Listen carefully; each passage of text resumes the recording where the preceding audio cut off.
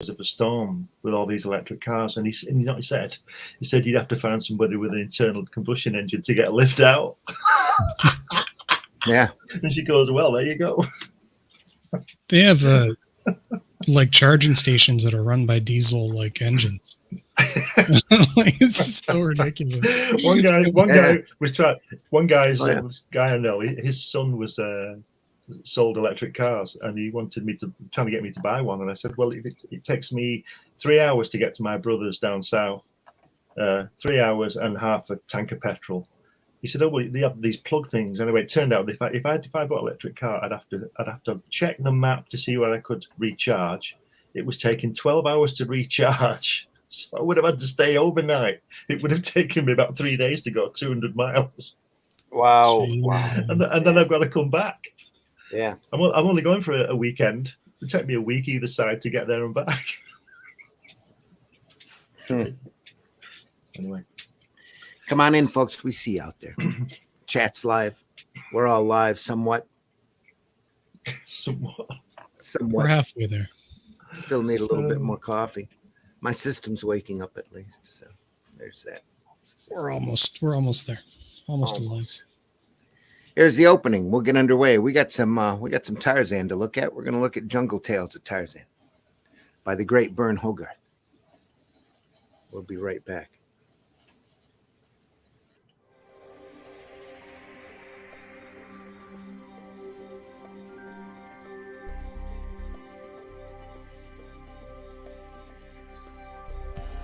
What was that? This is not a charade. We need total concentration. Now, once again, this time, with theory.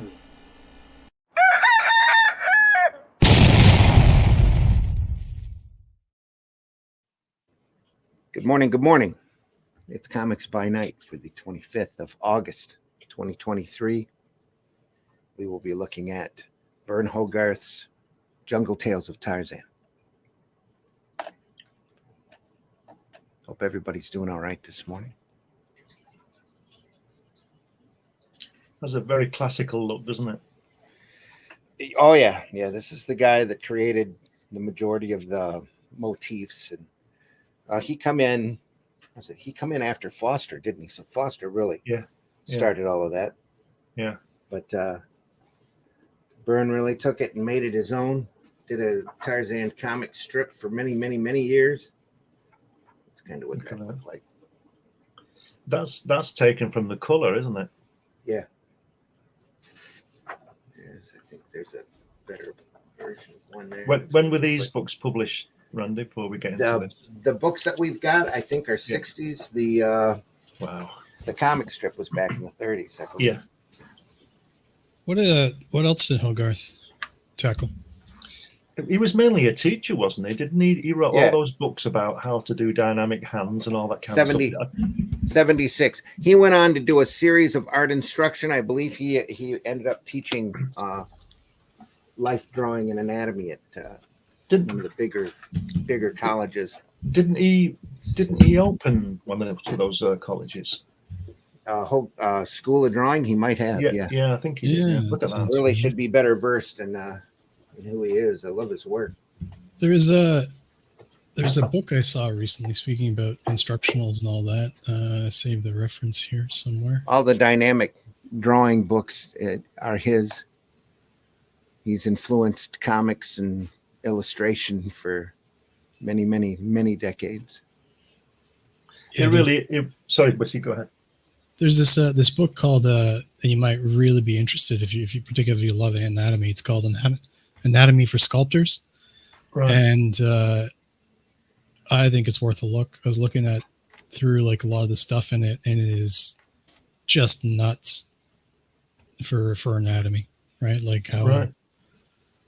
We'll check it out. What's it called? Anatomy for Sculptors.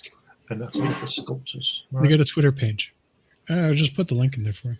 Okay, great. I'm going to pick up a copy myself because obvious reasons, but you couldn't. I don't think you could find a better resource. They have not only they have like bending, muscles and like motion, but like they specifically concentrate on how they move when they bend in a 3D environment, which is very useful for artists. So it's obviously it's a book, so it's clearly useful for people drawing stuff. There you go. That's an interesting little piece there on that dynamic figure drawing, where it says a new approach to drawing the moving figure in deep space and foreshortening. It's fantastic, isn't it? What a great way to put it. Yeah. But like I said, he's got a classical style. But I tell you what he reminds me of, not the style, but what he does. Will Eisner, because Will Eisner always seems to be a bit of a teacher to me.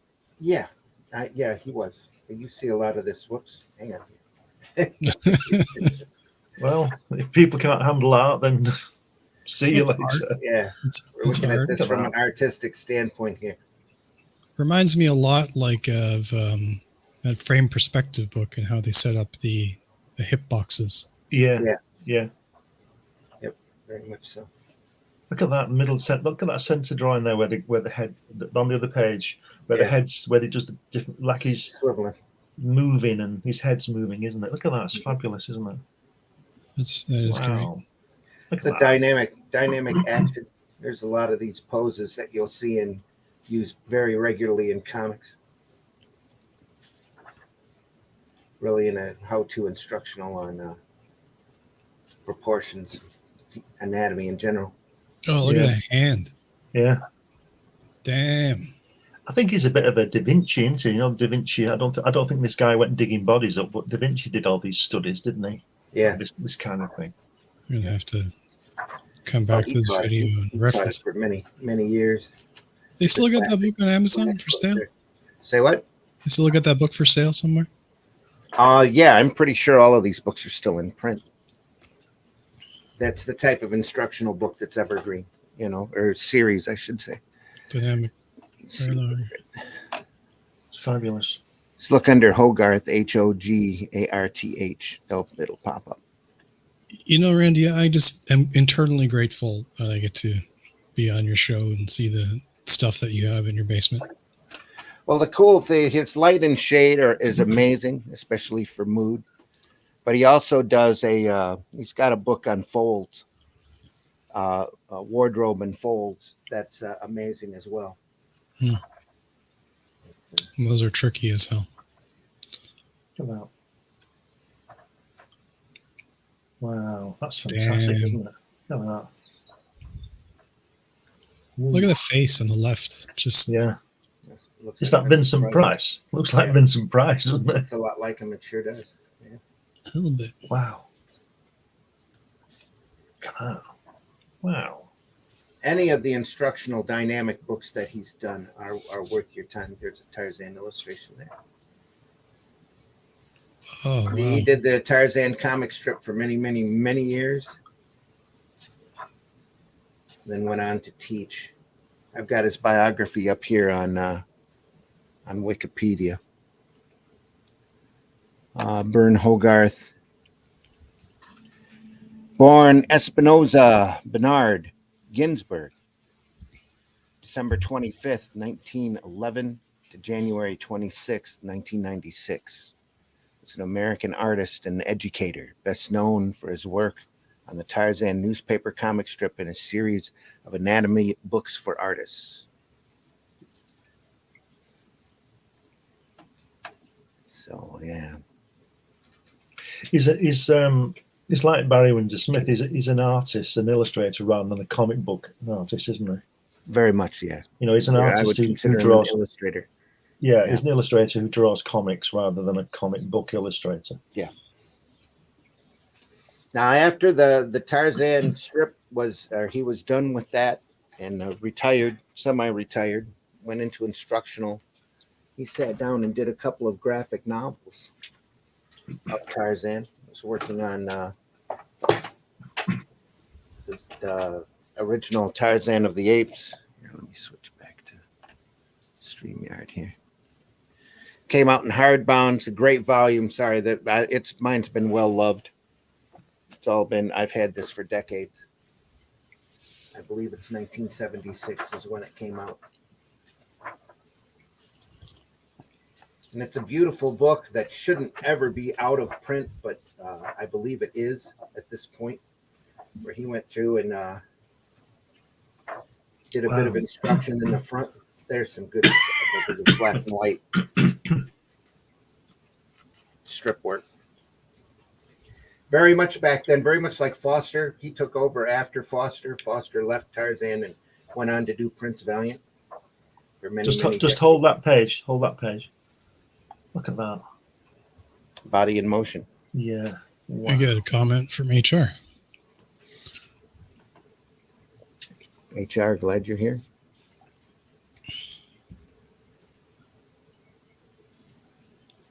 It's at Toho, folks. HR, hope you're doing all right.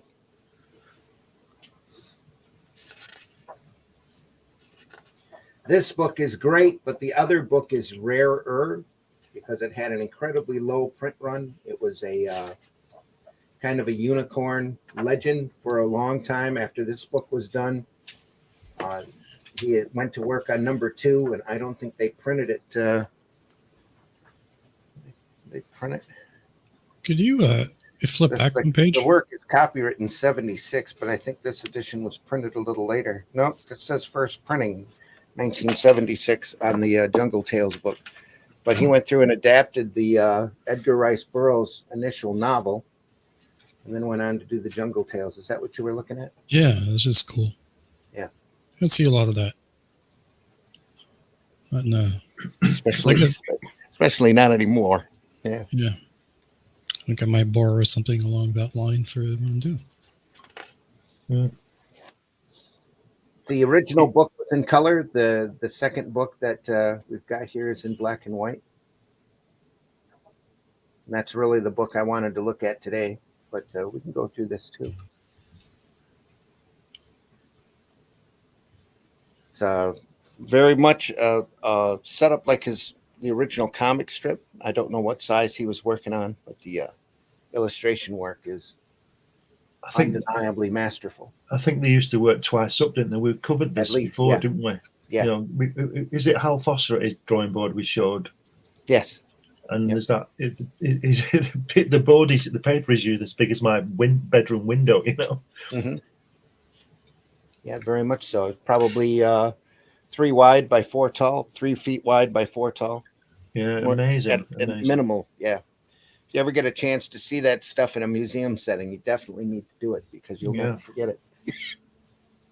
No wonder it used to take him all week to do it. Yeah. And they used to have all week in order to work. Yeah. And then Kirby comes along and does 5 a day. Wow. That's a bit mean, that bottom right one with the axe, isn't it? Yeah. Yeah. Well, the comic books were always looked at as the substandard version of the comic strips.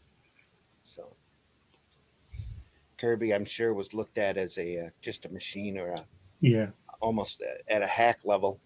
Yeah. For many, many, many years, just trying to get they were always trying to get a comic strip gig because it paid so much more. Yeah. Look at what it says there. It says most of them armed with boat hooks, hatchets, and crowbars. Could you imagine being in a fight with somebody with that kind of gear? Yeah. It'd be like you'd be fighting pirates. Yeah. That's about what they're doing. Yeah. Yeah. That'd be what do they call that? Up close and personal. Mm-hmm. Wow, that's scary. That's scary. If you can help it, I don't recommend being in a knife fight. Yeah.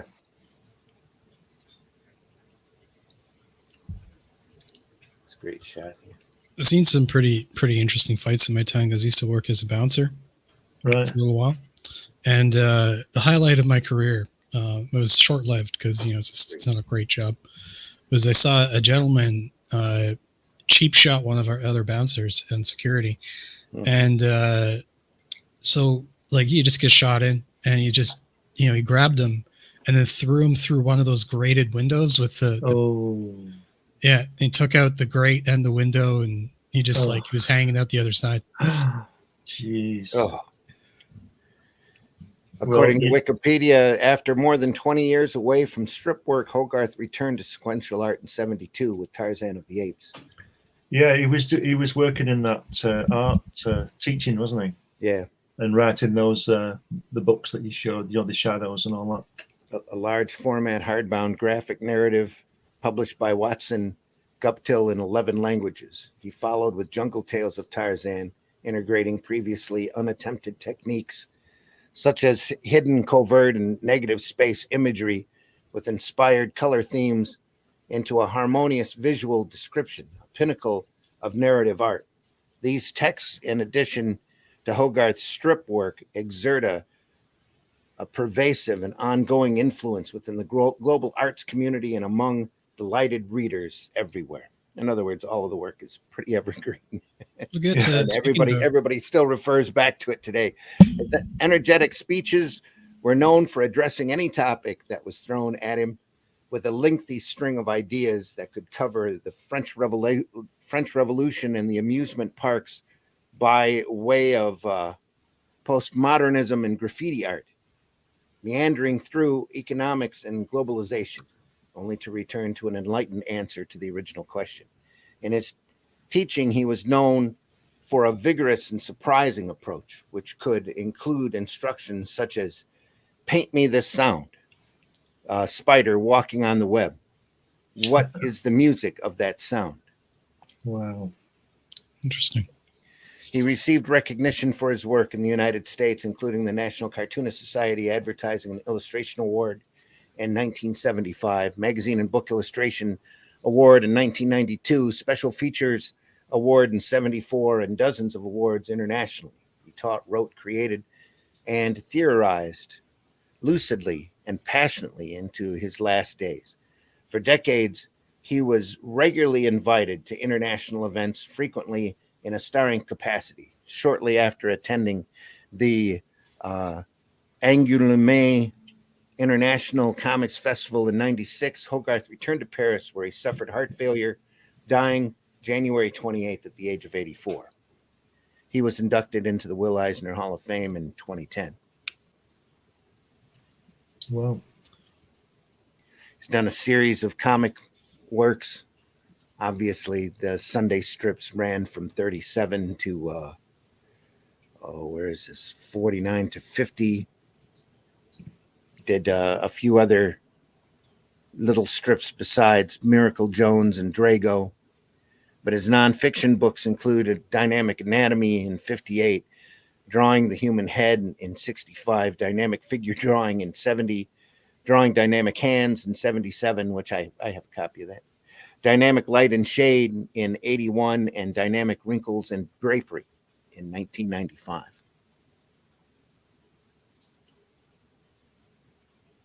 These are all adapted from the Rice Burroughs.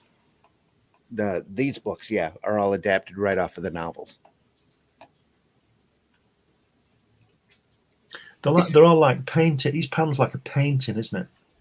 Look at I think it's watercolor, if I'm not mistaken, that he did this in pen, ink, and watercolor.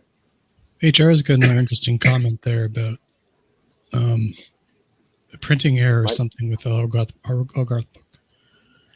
I got some old Hogarth's Tarzans. Must be a print error because it's full of green, reed, blue, and the vegetation. Quite psychedelic covers. Yeah, probably you've probably got a misprint there, especially if they did it in color. Some of this color, I think, is a little garish from the way it worked out. But it's just, when you see it in black and white, it's like looking at the Watchmen books that we were looking at before. Yeah. It just, having it in stark black and white, just you see all of the detail, and it's twice as impressive as seeing it in color. I like the way he leaves the blank spaces for the text. Yeah. It's all done in mind, isn't it? It's all hand lettered as well. Little outline there. Yeah, it looks. I guess it will be, won't it, from that time? Yep. The white background too is very interesting. How the grounds and spaces and everything is all whited out and doesn't have a lot of color with it. It's like I remember posting this. Glenn, I'm sure you've heard of it, like the Warhammer 40,000 stuff, the like war game miniatures and stuff.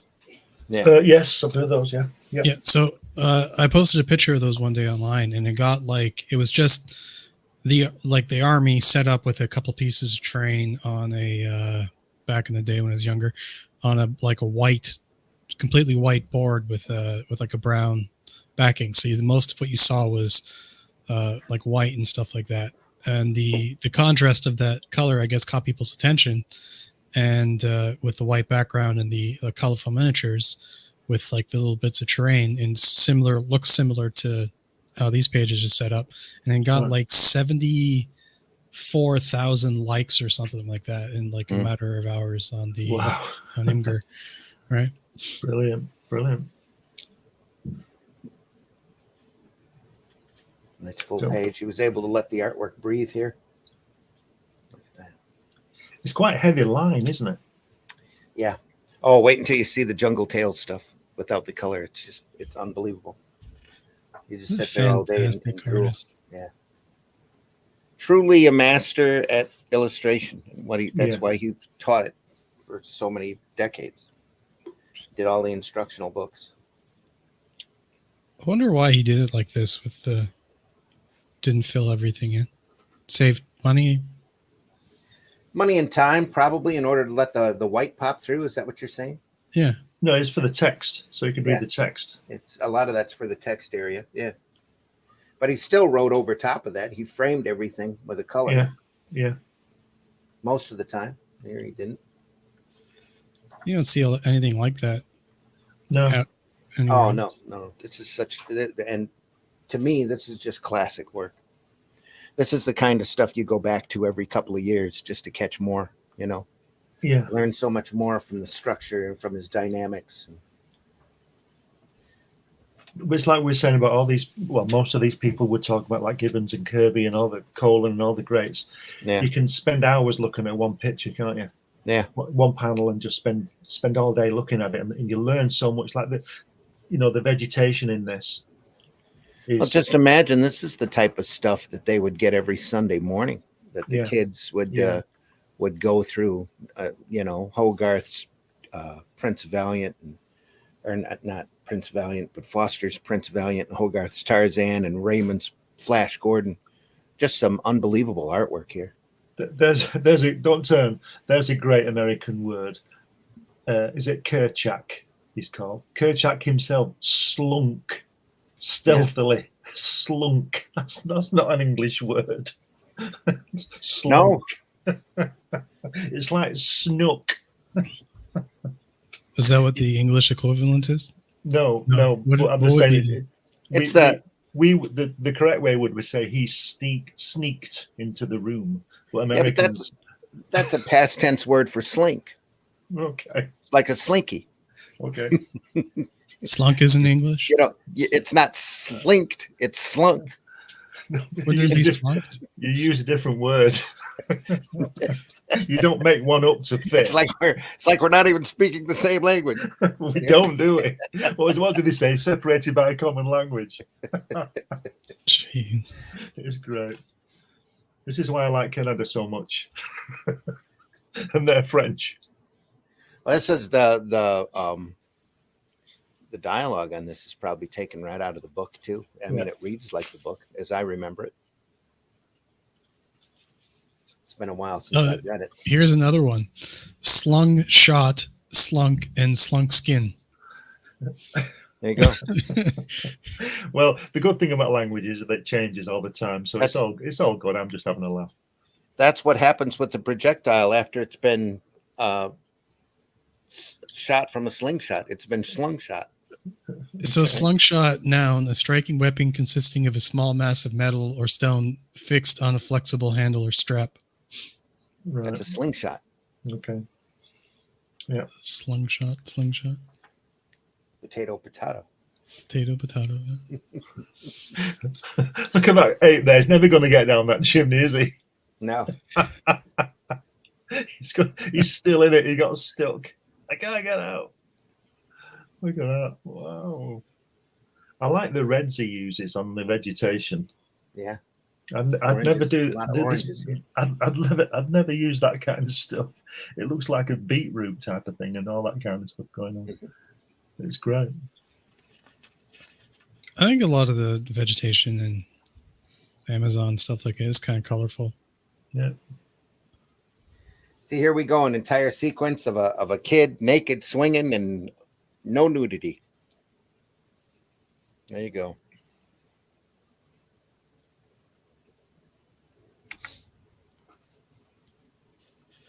I know that, I was talking about Lau before, Kevin Lau or whatever.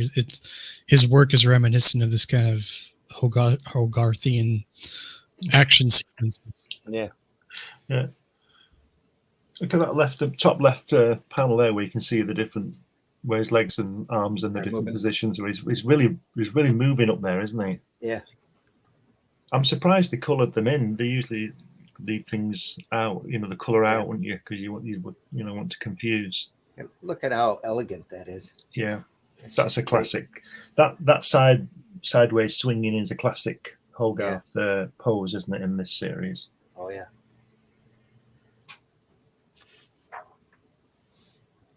Wow, look at that. Also classic illustration. Look at that. Can't go wrong with this stuff. Mm-hmm. Wow. I love the way he does the curves, like on that the lioness on that bottom right panel, where the curve of the panel is, the animal is curved with the curve, if you understand what I mean. It's got a flow to it, like yeah. And then again above it as well, the way that we see the tiger, the lion at the top, and you look, she's looking, and you look down and you see them drinking. It's just great. It's wonderful.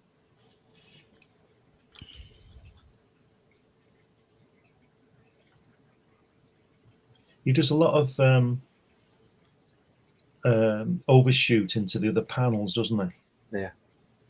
You could imagine there were 4 lionesses there, right? But it's the same one. It's the same one moving, isn't it? Yeah. He's got the freedom to move here that he didn't have with a comic strip, because you've got a rigid format that you have to stick to. Here you've got an open page that you can fill and use however you want. So that's what he ended up doing. Yeah. Bending the shape around, curving. Yeah.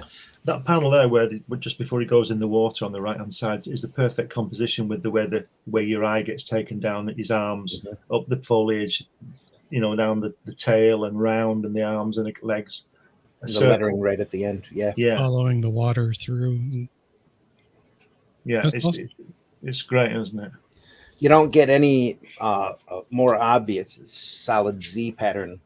Left to right, up to down here, and you see right there. And that composition on that page, is phenomenal.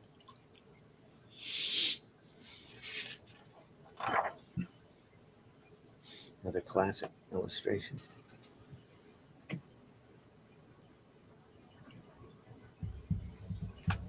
So it's a graphic novel before the term was invented. Yeah. Illustrated novel. See what they call it. Wasn't it Will Eisner who coined that? He's attributed to it, and everybody wants to argue over that fact. Oh, well. You never hear of anybody arguing about anything these days, do you? Oh, yeah. I think he started using that term with a contract with God, because he saw that as a novel work. Which we're going to have to go through that, aren't we? We didn't do contract with God, did we? No, and we haven't. I think we barely scratched the surface of Eisner. We showed off some spirit stuff. That's about it. There's so much of that material. I was looking at Heart of the Storm a couple days ago. Yeah, and how wonderful that book is. Do you know? Sorry, go ahead. We talked before about fighting the pirates, but you imagine fighting, a gorilla. Bull apes, yeah. Not fun at all. What do you do with that? They're like muscles. You shoot them. That's why we invented rifles to shoot them. Yeah. We fling a pellet of lead into them as quickly as possible and as deeply as possible. Do you know what the greatest, the best thing I'm getting from these is his composition. Yeah. If anybody needs to learn about composition, I would say look at this work, because everything is there. The whole thing is there. Apart from the great drawing, but just the composition. Again, you can't help but see it right there. That guides your eye right along.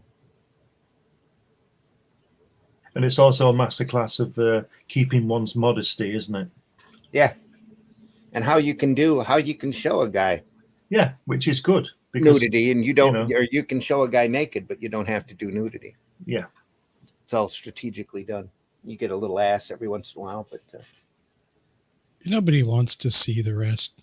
no, that's right. Exactly. Yeah, that's the point. Yeah, that's one of the things I have about today's artwork, where they just pin ups and large girls, etc. You don't need it in this. Nothing wrong with it, but not in this. Look at that. He likes to do his little dynamic hands, doesn't he? He likes to do a certain kind of, Kirby does that when he's the villain. He's always pointing at, with that outstretched hand. Yeah. And like the page before, that hand is the same as the one above on the skeleton. Yeah, look at that hand there, where he's hitting the table, and then the one above, the hand above, yeah, and then above on the skeleton. It's the same pose as it is, in the hand. Yeah. And he's just hanging out in the kitchen or bedroom or whatever. With a dead guy. Yeah, and look at the dynamics of it. It's just, you don't need any of that to tell the story, but it could just be, in like a squatting position the whole time, but instead it's he's Spider-Man. Yes, he's moving, isn't he? I wonder, speaking of Spider-Man, I wonder if Ditko saw some of this. I'm sure he did. I'm sure everybody did during that time. This stuff was so, especially the Tarzan strip was so iconic. Everybody knew. They followed it like we would follow, any type of popular fiction nowadays. Everybody ran from Sunday to Sunday to see what was going to happen. He also shows how an artist has to learn to draw everything as well. Because if you look at that skeleton, and then you just go to and then there's the vase, and then there's the books and the bed and the folds. You've got to be able to draw everything. Yep.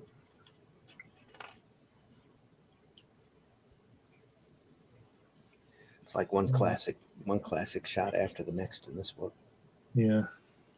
It's great stuff between the leg shot here. Yeah.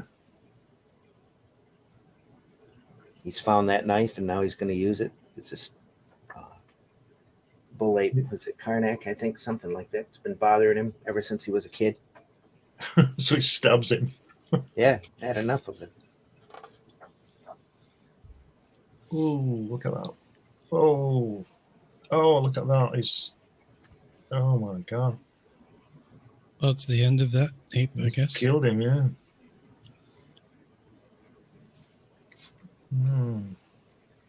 Back then, this was just, especially back when the book was written in the 20s, it was landmark material, groundbreaking. He's got his prison shave and he's good to go. Pretty much. Jesus. Look at that. Rolled back upon the dead and decaying vegetation which carpeted his jungle home. Wow. Again, I can't recommend the books enough. If you've never read them, you need to, especially the first set of Tarzan books that Burroughs did. Very soap opera, very just amazing stuff. Just let me roll up to the Randy, Zimmerman bookstore and pick everything up. yeah. Randy's got it over. It. Randy's got it over to his left on one of his shelves. He's got the complete set. Not the complete set, but no, actually, I might have all of the Burroughs stuff at this point. There's been other little stray books and stuff. I don't have everything. I'm telling you. There's a couple pieces where you're like, I can't recommend reading this. Now you'll look for it, and there's not even a freaking Google entry for it. Yeah. For what? Like, where you want me to find it? Tarzan of the Apes ought to be in print by Burroughs. Probably, yeah. All of that stuff's in public domain. It's probably... you can get them in big collections at Barnes & Noble if you need to. I know all the John Carter of Mars stuff's available. It's probably in the bin next to Kill a Mockingbird, Yeah. Somebody decided. Look at that. Wow. Book 2. He loves that classic pose, doesn't he, with that leg. It's like Daredevil, isn't it? Yeah. Or Spider-Man, it's... That's where it all come from, Yeah. figure in motion. You know, I'm not sure if it explains it in this book here, but does he understand English or no? He starts out understanding ape, as he's raised by a bull ape, and then he ends up reading English and speaking French, like you do. like you do. Yeah, and it takes him a little while to speak regular English, but he can write English. Right. In the first novel. Yeah. So he could live in Canada. Yeah. He ends up making friends with a ship's captain. I think it's a ship's captain. Darno is the character's name, and he reappears in a couple of the novels. Subjects like this have always fascinated me with language, because like he's raised by like an ape or whatever, and like what would he think in, right? Ape. Like, yeah, because we have our internal, monologues or dialogues or whatever. Yeah. And I spoke to a long time ago. I was taking German in school and like different languages, like I like languages. And what was it? I was asking my teacher about if he spoke in his head, because he was like he was fluent in German, or he's from Germany, and if he thought in German and English.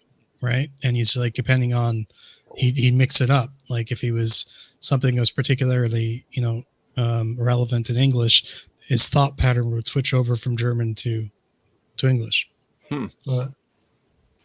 I read somewhere that you're considered fluent if you're in, you say you're in Spain, an Englishman in Spain, and you can speak Spanish and you start to think in Spanish.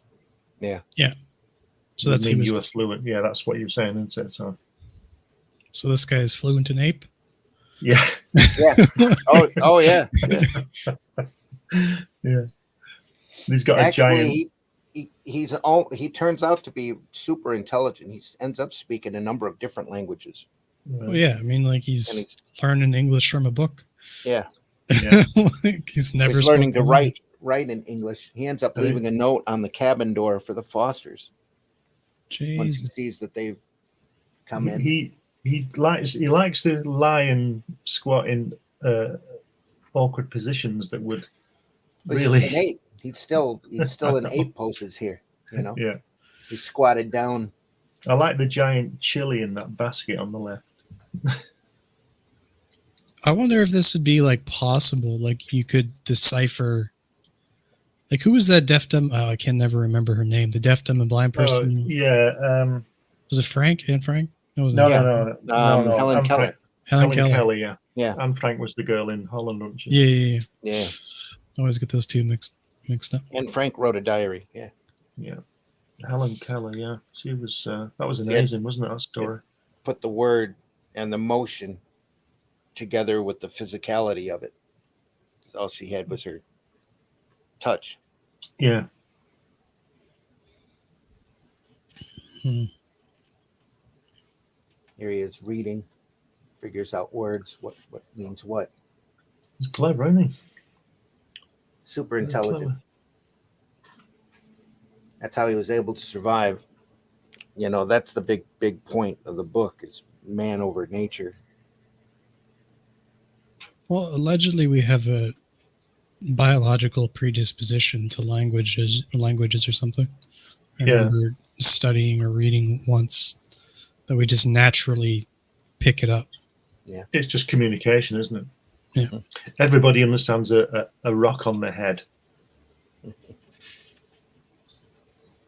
think it was my anthropology teacher that taught me about the nature of languages, and that was such a long time ago. That ape there, who's with the hair on his elbow going up, looks like my shirts. Yeah. The shirt with the elbow hanging out. Yeah.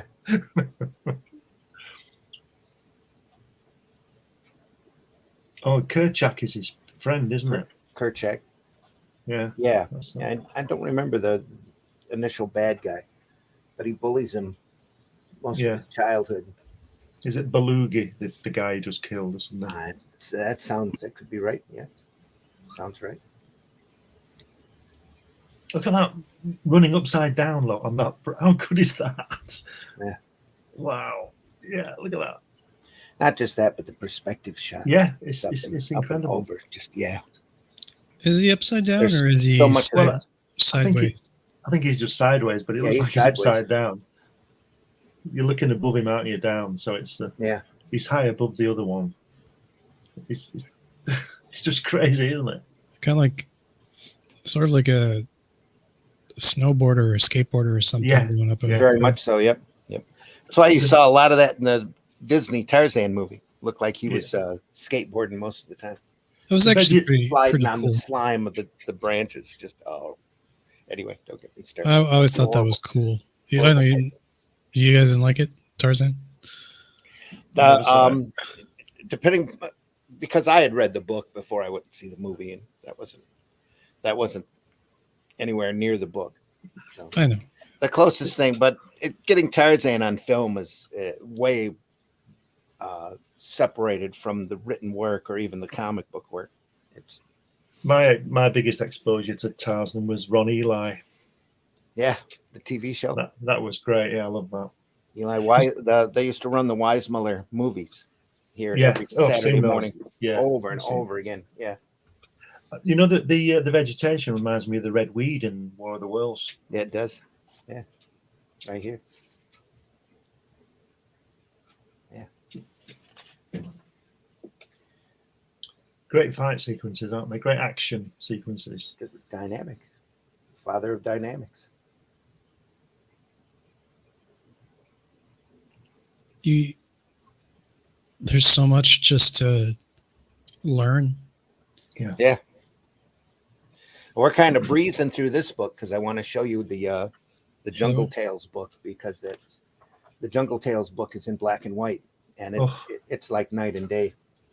That pose there immediately remind me of Wally Wood's Thunder Agents. Yeah. That pose. No. And what did Wally say? If you can't draw it, steal it or something. Yeah. Well, those guys all grew up on this. Yeah. On Hogarth's Tarzan, and like I said, Foster's Valiant, and Raymond's Flash Gordon. Every Sunday, they didn't have TV sets back then. Theater cost a dime, and even that wasn't the same as catching it in the comic strips. That's why they ended up selling millions and millions of this stuff when it was out. Ooh, look at that! Wow. That's a serious bit of wind, isn't it? Wow. Sunlight. Is it wind? Yeah, it's wind. It's a storm. Wow.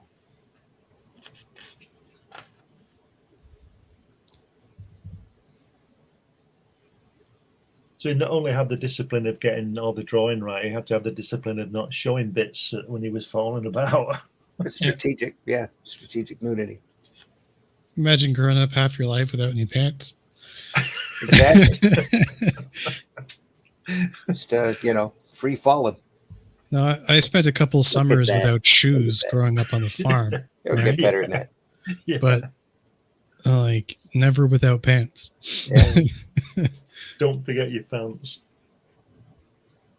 Well, he ends up seeing the natives and sees how they're covering themselves and decides that he's more like the natives than the apes. So he starts covering himself too. I still don't like shoes to this day, to be honest. Yeah, I would take my shoes off when I'm at home. I know what you mean. When I was like farming and be out in the field barefoot. Yeah. You can see a little bit of Kubert in that.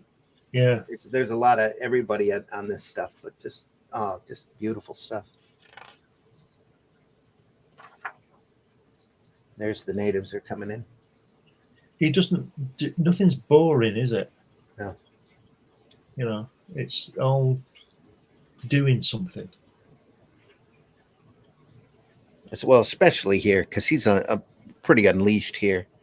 He's able to sit back and take the time and do the detail and, make sure everything's right on it. He's not on a hard deadline, where he has to kick out a strip a week or anything like that. This is a literally a work of love. he was riding the elephant there, standing up. Yeah. It's like Randy we lost Randy. There he is. No, you're all right. Okay, so it reminds me of like me and my brother and stuff. We'd riding bikes, on and we'd just be like standing up on the like the seat and stuff. Yeah. And like doing stuff like this. I bailed a couple times myself, and you like scuff up your arm or like gash your chin or something. But yeah, just being mad. Yeah, just having fun, being youthful. That panel there with the guys coming down past the rock on the right hand page. Yeah, look at the foliage on the left of them. Look at that. How good is that? I mean, you'd just be happy to be able to draw like that, wouldn't you? Yeah. And then he does that. Because it really moved. Because you really do go to the top of those guys and come down with them, don't you? And move around that rock with them. That's sweeping. Yeah, all the way around, all the way from the start of the top. Yeah. Right of the panel to. Yeah, it's fantastic. And then the way that that's a really well strategically placed rock, so it doesn't have to draw 15 people as well. Oh, yeah, a lot of dialogue to get through too. As you're going through it, reading this, your eye is pulling down through the panel, down to here. The thing that I always loved about this that you can stare at for hours is this vegetation. It's just crazy. Yeah, it's all mangled and exactly the way it should look like in a big jungle setting. I'm sure it's just me, but it's like it seems to draw faces in that vegetation as well. Yeah, I saw it as well. Left side and right side. Yeah. Let's wait until you see it in black and white. Look at that. I mean, look at the way he's standing there on that top left panel there with the gap between his legs to form the composition and to get this lettering in. Mm-hmm. I just love those angles he does. It's just great.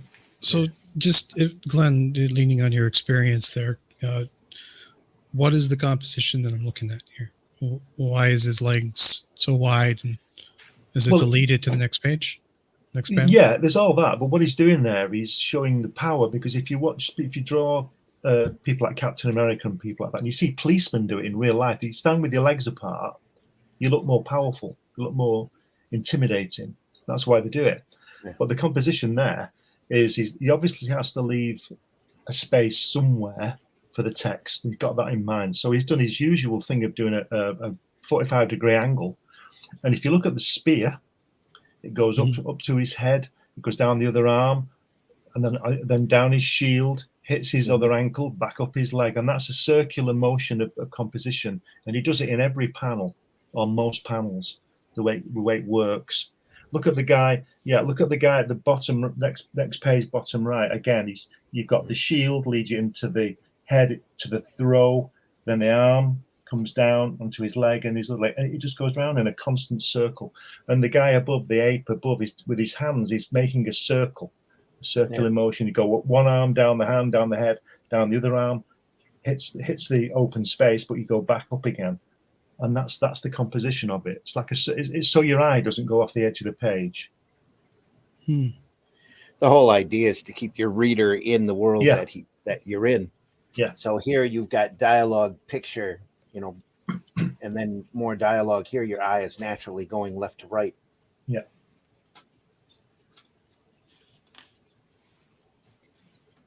Kirby does it a lot in his covers when he has people like Nick Fury, and he'll have him facing several Hydra agents, all with weapons, all pointing at him. You only see the weapons, don't you, Randy? And what it does, it keeps your eye going off the page, and it frames Fury. And he does it with other characters as well, but he does a lot of that. When he does it in war comics, he does a lot of things where the guns are all pointed to the center of the page to keep your eye at the center, stop it going off the page. The native kills his best friend, throws him in Oh, the grave. No. Oops. Oh, no, that wasn't a good idea. That wasn't a good idea. Right, lads, we're going to get him. Look at that, the way he's sweeping up there, landing on that branch on that bottom left. Look at that. How good is that? Classic here. Yeah. Fantastic. wonderful. Look at those trees at the top there, the way he's just left them open. Yeah. Yep. I must say, I do that. Not need the details not needed, and in fact would distract from the main figure here. Exactly, yeah. So yeah, outline. A little bit of contrasting color. A little, just enough of a graduated tone here to pop it back, keep it back. Each panel is literally a work of art, isn't it? Oh yeah, it's an illustration, absolutely. Yeah. Look at here, it frames the lettering. Yep. And puts it right in the middle of the action. And again, Whiskey, if you look at that bottom panel there that Randy was just talking about, Yeah. the vegetation doesn't let your eye go off the bottom right hand of the panel. Yeah. And it sends you back to the guy with the fire. Yep. And then round, you come round again, down the arm, across the shoulders, down the arm, down the vine, and then back to that vegetation, back to the guy again. And it's a circle all the time. Yeah. Little devices that the comic artist should learn is the bottom right thing to stop your eyes slipping off. That's why that vegetation is there. Mm. This is part of the entertainment, keeping you in the world. Yeah. This is why you have to learn to draw everything, because you can use all these little devices to do things like that. Right. Yeah. Very much appreciated, gentlemen. Thank you so much. What a bore here. Look at the way he's attacking that. Isn't it fantastic? Yeah. He's like a Spider-Man, isn't he, attacking it? It's absolutely brilliant. Yeah. Looks a bit of an angry little boar, doesn't he? Mind you, he knows what's going to happen. Wow.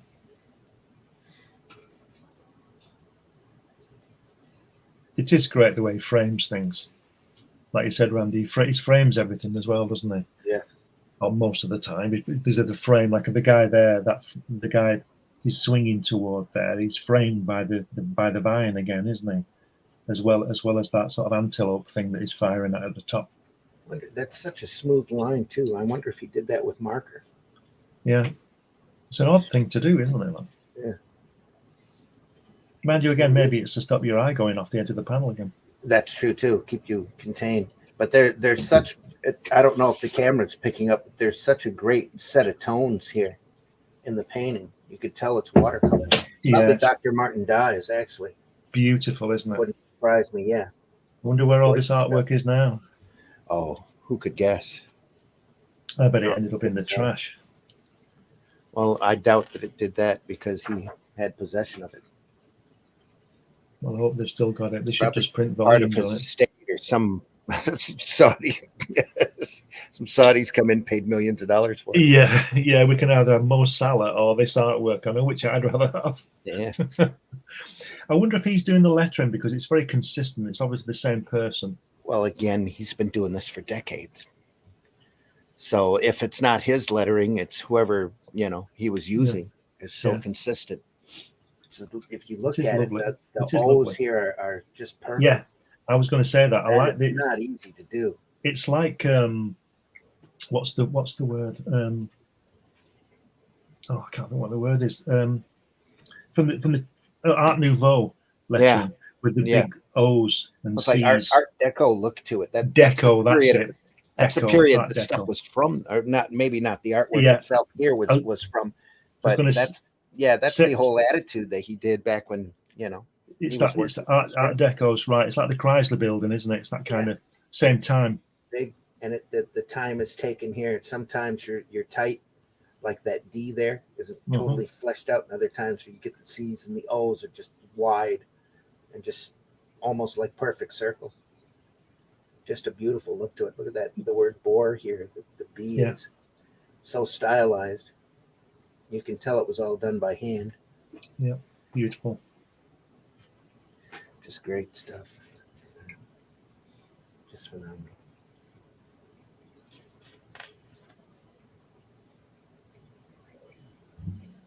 Look at that. Everything he does is with purpose. He's just framed all that mountain of text And it just looks gorgeous, doesn't it? I do like his vine though, red weed. Yeah. I've got War of the Worlds in my head. The red succumb to the red weed. And he's also clever the way he knows what he's doing, like on that panel there where Tarzan's upside down. With the white, he uses the white, the negative space, to make him stand out from the rest of the guys down in the village, because they're not as important. Fantastic.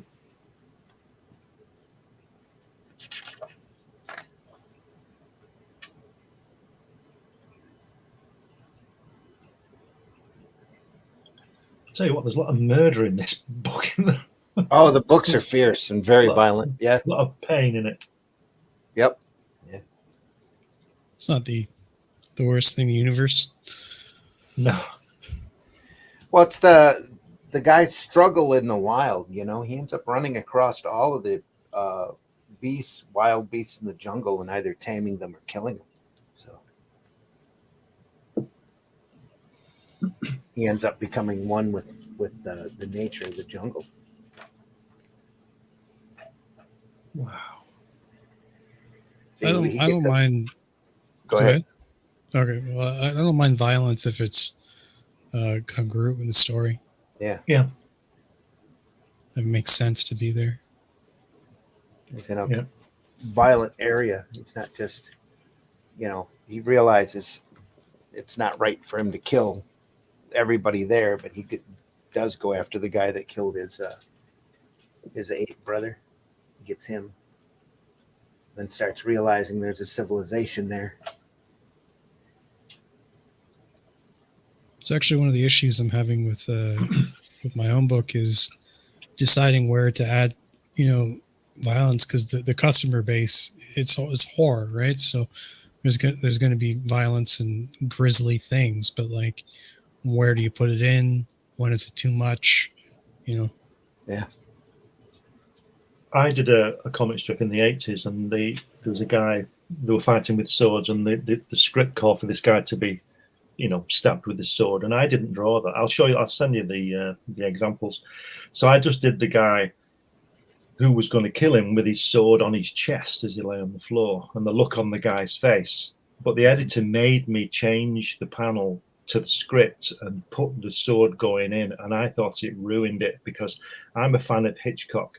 And it's not about violence and even action. It's about suspense, and to me, it's about you show what's going to happen a lot of the time, rather than what is, because you don't need to see that sword. Like in Psycho, you never see the knife going Janet Leigh in the shower.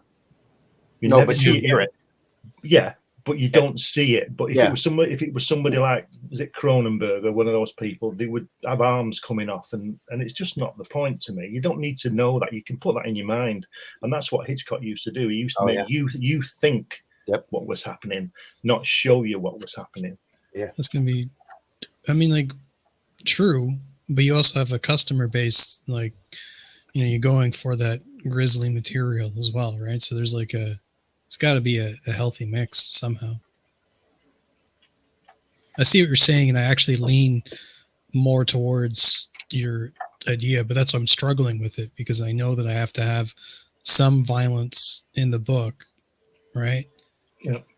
But like it's, and I totally agree with it. Go ahead.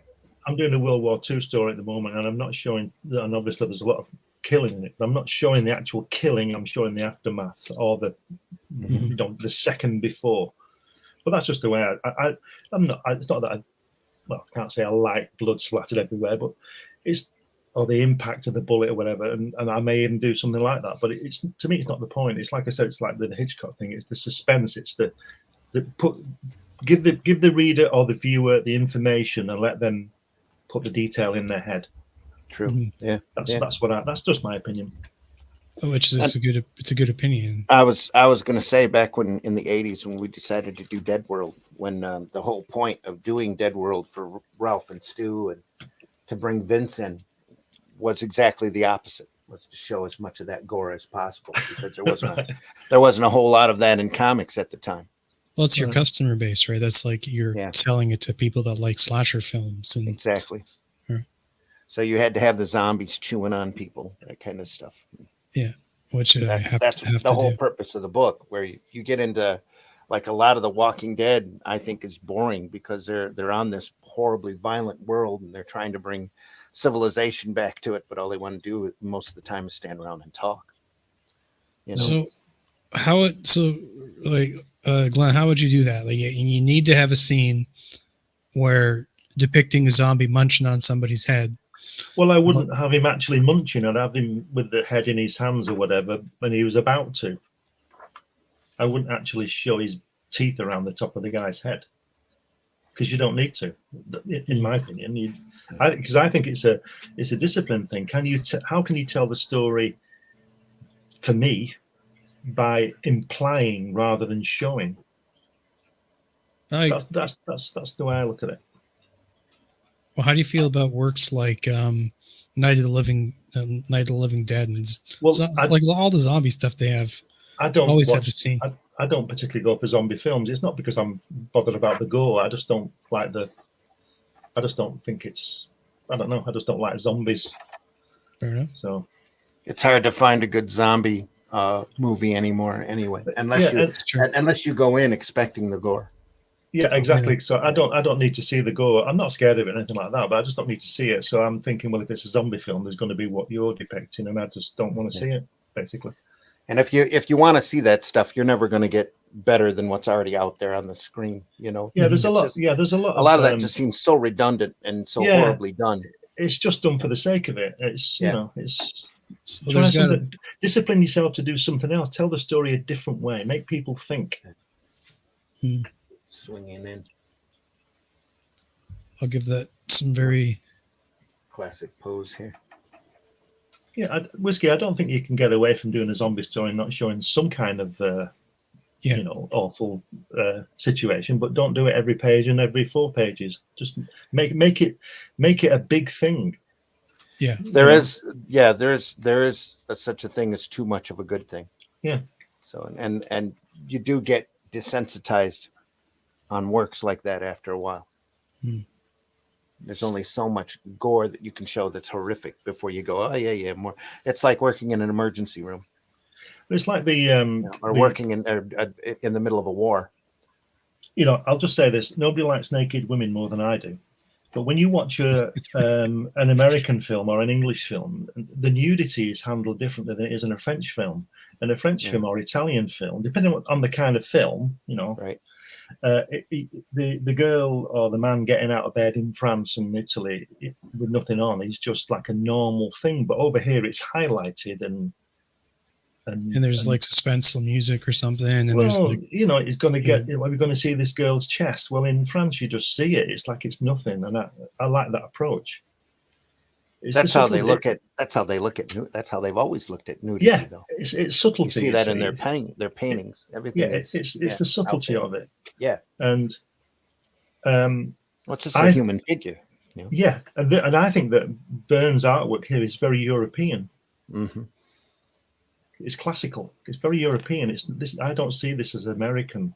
I know he is American, but this is a very classical European style. It's just classical work in general. But you know what I mean by classical. I don't mean it is a classic, but I'm talking about classical stuff like Michelangelo and that kind of thing. Oh yeah. This is that kind of approach. Yeah. And this is why it's so good. Mm-hmm. Yeah.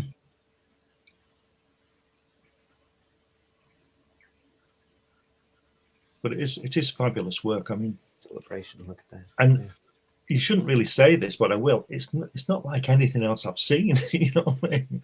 It really is unique. The style and the layout and everything. It's just wonderful stuff. Yeah, I'm not sure if there's any of this available on Amazon. I imagine eBay's got it. There are people selling this book all the time over there. I haven't looked lately. See what I can find under Hogath Tarzan on Amazon and see if there's anything. There's usually a strip reprint or two. Yeah. You know, Randy, you were talking about these O's in the lettering. Huh? And you're dead right. I mean, if you just look at the O's, there's such a lot going on to draw that O or that C in this text, that you think that, like if you look at any other words, it's almost, it's in condensed, isn't it? Except for the O's. And it takes a lot of effort, like you said, to get those O's as perfect as that. Oh, it's somebody who's done thousands and thousands of pages of lettering. It's just beautiful, isn't it? That's what that is. Yeah, you can't help but see it. This is somebody who's a calligrapher. Yeah, and has that down. I hope it's Burne who's done it. Wouldn't that be great? I am next to positive this is all him. Because it just shows you his talent a bit more, Original text by Burroughs, adapted by someone, introduction by Maurice Horn, but it's all him. Original text. It's all Burne. I'm pretty sure he didn't have, but that was part of the joy, like what you were saying. He's doing a work here. Yeah. So he's doing it all himself. This is literally an act of labor of love. I wonder how long it took him to finish it. I have no idea. They have a Kindle of it available for $14.99, and there's a listing for the hardback on Amazon, but there's no pricing, which means nobody currently has it for sale. Right. Some of the strips are available for $33-40. There's a volume 5 there. It's a hardcover for $34. And any of these Tarzan books would be worth your time. Yeah. Hogarth. No, there's a lot of stuff that's out of print. So he's not really a character that a lot of modern people pay much attention to anymore. Do we have any examples of Burne's pencil work on this? No, but you can't. I can't wait to show you his black and white material here in the Jungle Tales book that's coming. Look at the composition on that full page and that colouring of those monkeys, apes at the bottom. Just look at that. Look red. at that. Yeah. Blood red. Wow. Damn. Rallying the troops. Yeah. And he's speaking to them in ape. Yep. Wow. Look at that guy there with those arms. Look at that. Wow. And again, Whiskey, just before you turn, Randy, can you see the composition of the arms going down the arms and that bottom panel with the apes, or the way it goes all around, the way the arms are formed, going up an arm and then down across the top of his head and down again. It's just a circle all the time. Mm-hmm. Then you've got the flower. You've got the flower at the bottom right, stopping your eye going off the page. Here too. Yeah, that's very cool stuff. It's wow. Do you do all that stuff in your own work, Glenn? What do you mean? Like similar things in composition? Oh yeah, all the time. Yeah. I haven't actually looked at a lot of your stuff yet. I'll show you some stuff. Yeah. I think it's partly natural, to be honest, but you do learn a lot. And then because I said about perspective. I've always get a couple thousand pages under your belt. It becomes instinctual. Yeah. And then I've always drawn in perspective, even when I was a kid. And then I bought a book about perspective and showed myself what I was doing. Yeah. So there's a lot of it's instinctive. It's like it's sport or anything really. It's instinctive, but you do learn. You do pick things up.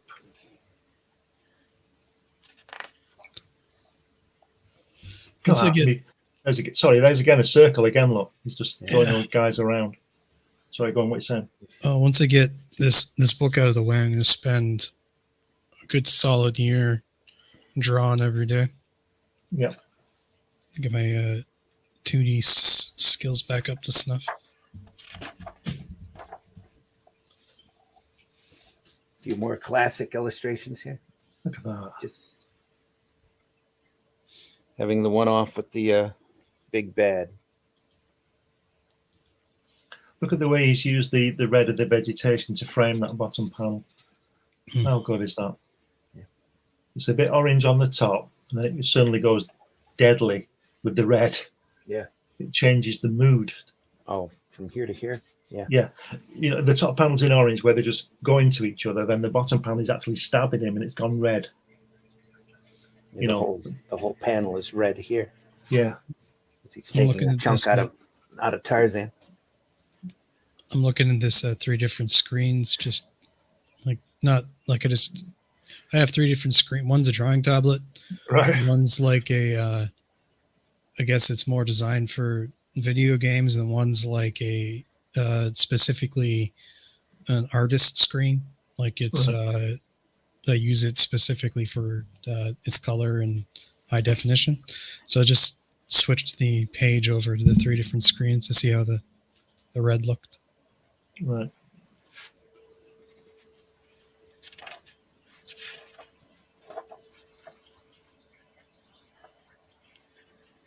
Look at that.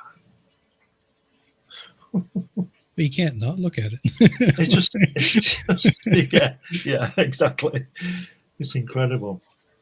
I mean, on that bottom panel there on the left, that vegetation looks like it's going to join the fight, doesn't it? It's like kind of spidery thing coming towards him.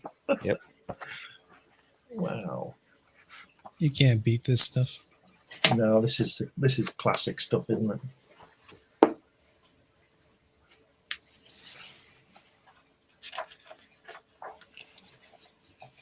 Couple of full pages here. What an iconic page. You can hear him doing that call there, can't you? When he's put his foot on the chest.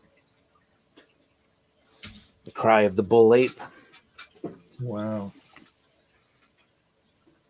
Very Victorian here, almost like a painting. Yeah.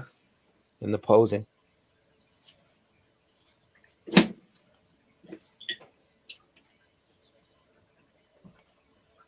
I bet it took longer, rendering the vegetation than he did the figures. Again, it was probably a labor of love. He just sat there for an afternoon and beautiful, isn't it? Just drew it. Yeah. And to me, again, like I said, I think the color really detracts here. Wait until you see it in black and white. That's the wow. That's is the it end of the that, same that book in black and white, or is it? Oh no. It's this was off of the original Tarzan of the Apes. The other book is based off of a few of the jungle tales of Tarzan stories that were put together into a book later. Also Hogarth?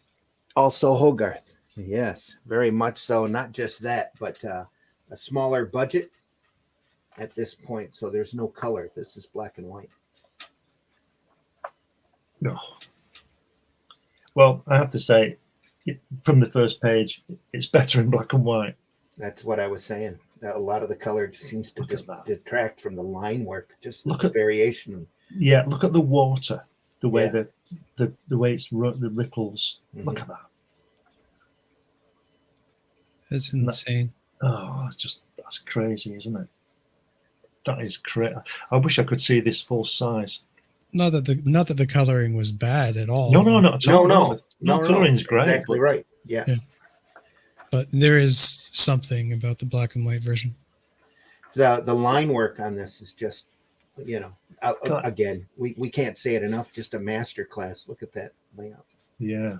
Jesus. Wow. This guy should have drawn Daredevil, shouldn't he? Just get him to draw everything. It's fine. Yeah. You don't need Marvel, just Hogarth. Just like with that leopard, that whole body is bent here to go along with the foliage. All of the detail here that you don't see in color on the foliage. Just phenomenal line work. Masterful inking to pull the ape away from the foliage here. Do you reckon do you think he's using a brush or is he using a pen? Or both, probably, isn't he? I would say both, yeah. Because a lot of this has got a nice, if you look here, there's such a wonderful held here, and yet you've got such a variant in stroke here. Probably a combination of the two, depending upon how he feels he needs to lay that line down. I just had a funny thought. If you want to give Russ a heart attack or like a brain hemorrhage, you get an AI and you train it on all Hogarth and Colin's work. No. Oh, that's that panel, isn't it? Where he's that's the panel we saw. Yeah, the colour where he's running. Where he's running. Yeah. Well, this was put together a couple of years after the first one, and like I said, they didn't print a whole lot of this. This is done in '76 as well. So when was the artwork done? I would think they're back in the '70s. Right. So I'm going to say, because it's obviously been photographed or scanned in black and white before he colours it then. Because of that guy running along we just saw, the Tarzan running upside down, so to speak. I'm sure he saved the line work on all of this before he went through and painted it. That's got tones to it, though. Like the shot off of the color. See the frame here? Yeah. It's just grizzly looking. He's just chilling with his hands. Yeah. Yeah. Doesn't have to fold them like that. Looks a bit angry, doesn't he? Yeah. Just adds everything. Every detail adds to the atmosphere of the drawing that you're doing. Look at that. Been screenshotting the heck out of this book for reference art. Yeah. A huge library now of stuff Randy's shown that I've been referencing for various uses. I love showing this stuff off. This is this here was out. The Tarzan of the Apes book come out in my later days of high school. So, grew up with this stuff. Look at that. Like I said, that you don't see that line work when it's in color. Wow. Two swans here. Oh yeah, with a heart. Yeah. All of this detail. He's a bit of a poser, isn't he? Well, yeah, but nobody lies down like that unless you're posing. Yeah. You don't get two swans butting up to one another. See lots of faces in that panel there. Yeah. On the left-hand side, next to under his armpit, there's a here? face. There's a face there. I can see the nostrils and the eyes. And if you go up, it's like an elephant's head. You know what I mean? Why he does that? Face here too. And that guy under the monkey looks like a dinosaur, like a raptor thing, with his head there. Yeah. Sorry, what are you saying, Whiskey? I was wondering why he does that. I think he does it because he can do it. Yeah, he makes it interesting.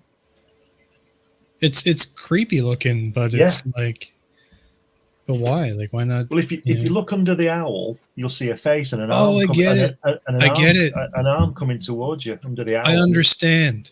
I understand why he does it now, because the forest in itself, is alive. Yeah, it's alive. Yeah, very much so. And he makes it interesting for himself to draw. Like the two swans there making the heart. And it's not just one face. You can put these shapes together. Like where the owl is, you could easily be two set of eyes and an open mouth with the owl hanging out. And that's right. Yeah. Or if you look to the left of it, there's a horse-looking shape. Yes. Yes. In the same eye socket. That's just fantastic. This is what we were saying before. You could spend about 14 years looking at one panel, couldn't you? That's why I come back to it every couple of years or so and just sit there and marvel over it. Yeah. Those look at the bottom of the owl, right? Yeah. Trace the roots going down. Yeah. Right. It looks like a face and an arm reaching out. Yeah, that's what I just said. Yeah. It's hands. Coming towards you. Yep. Almost looks like an animal here. Yeah, like a dog walking. Yeah. Yep. Yep. I think we're all suddenly going to have Hogath vegetation in our comic strips now. It's definitely a combination of brush and pen because you can see the delicate line work here on the feathering, and that's just beautiful. See, I've always thought and found that the two of the most difficult things to draw are water, running water, and fire. Yeah. But look how that water runs over those rocks. Mm-hmm. It's moving, isn't it? Yep. At the pool, Tarzan drank its fill and lay stretched out in the shade. I love the way he always draws the apes and his little pals in the background, you know, with him, but not with him. Yeah, right. Around him.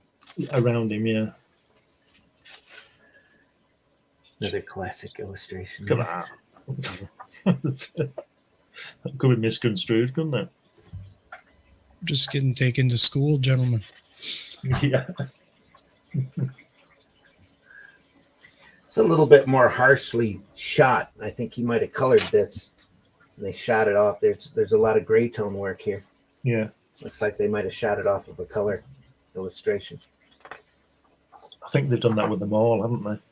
With some of them, yeah. It's framed again too up here. Yeah. You can see. Yeah. So there's probably a color version of this page somewhere. We've seen that color page on the previous one. Was it there? Yeah, I remember that the ladder at the bottom and going up to where he's sitting on the tree. But yeah, I remember that. I get some of his charcoal work here. Wow, come out. Beethoven. Wow. Charcoal. Oh.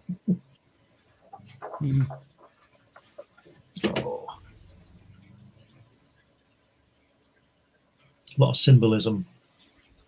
Mm-hmm. Like the classic artist used a lot of symbolism. Yeah.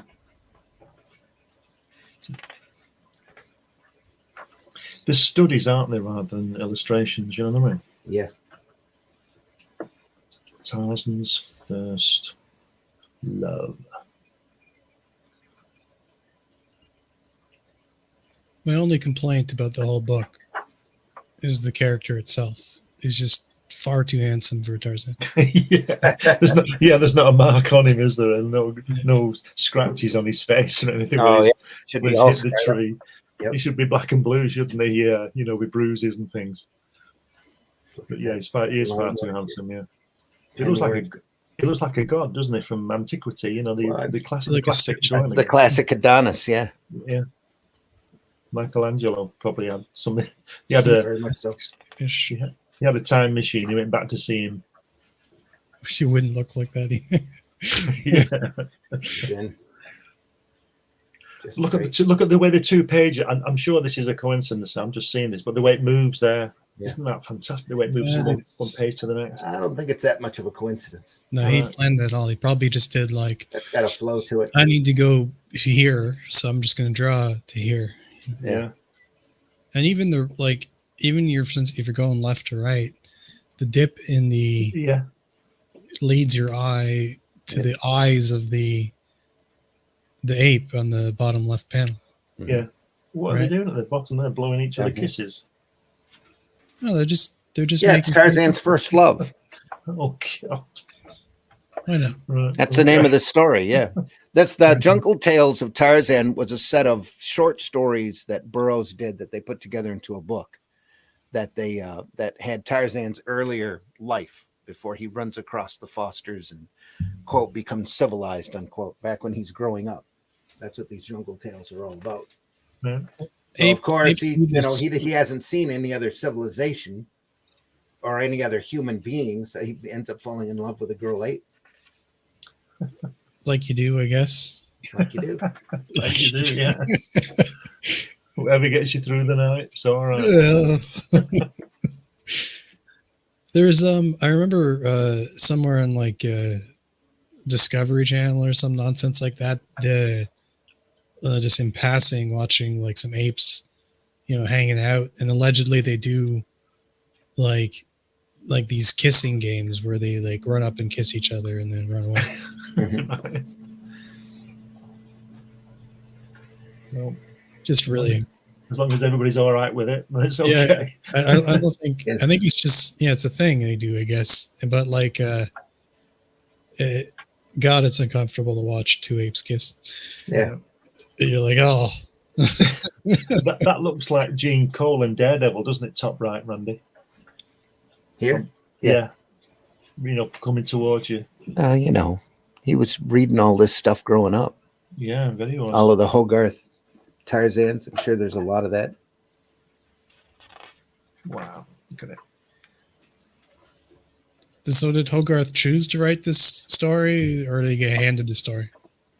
He did this for the love of it. Is this not Burroughs again? Oh yeah, this is very Burroughs. Yeah. So it's somebody's adapted it, and he's drawn it. Yeah. Tarzan's first love, eh? Jesus. That's out of the book. You'd keep that quiet, wouldn't you? Yeah. He didn't know any better. He hadn't seen any other humans out there. As far as he knew, he was just a hairless ape.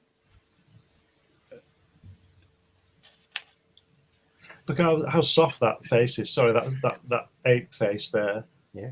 Yeah, how soft it is, and not aggressive like the others. It's very soft and loving, isn't it?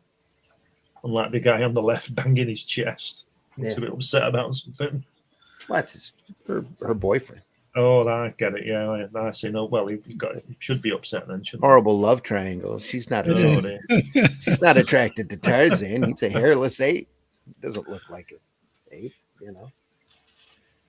Tarzan gets a little jealous. Wow, look at that. What a seminal work. That's all line work. Thin line. The inking's a little like Alcala, isn't it, as well? Well, I think it's reversed. Alcala probably. That's what I mean. Yeah, Alcala. Yeah, that's what I mean. Yeah, but it reminds me of Alcala. Yeah. So it's like looking at Murphy Anderson's inking and then seeing Alex Raymond and thinking, the influence is exactly the opposite. Yes, I just can't get over the native guys that come up and they meet Tarzan in the woods, right? And they're just like, turn the corner or something, right? Pull some foliage aside. And they're like, okay, let's go back.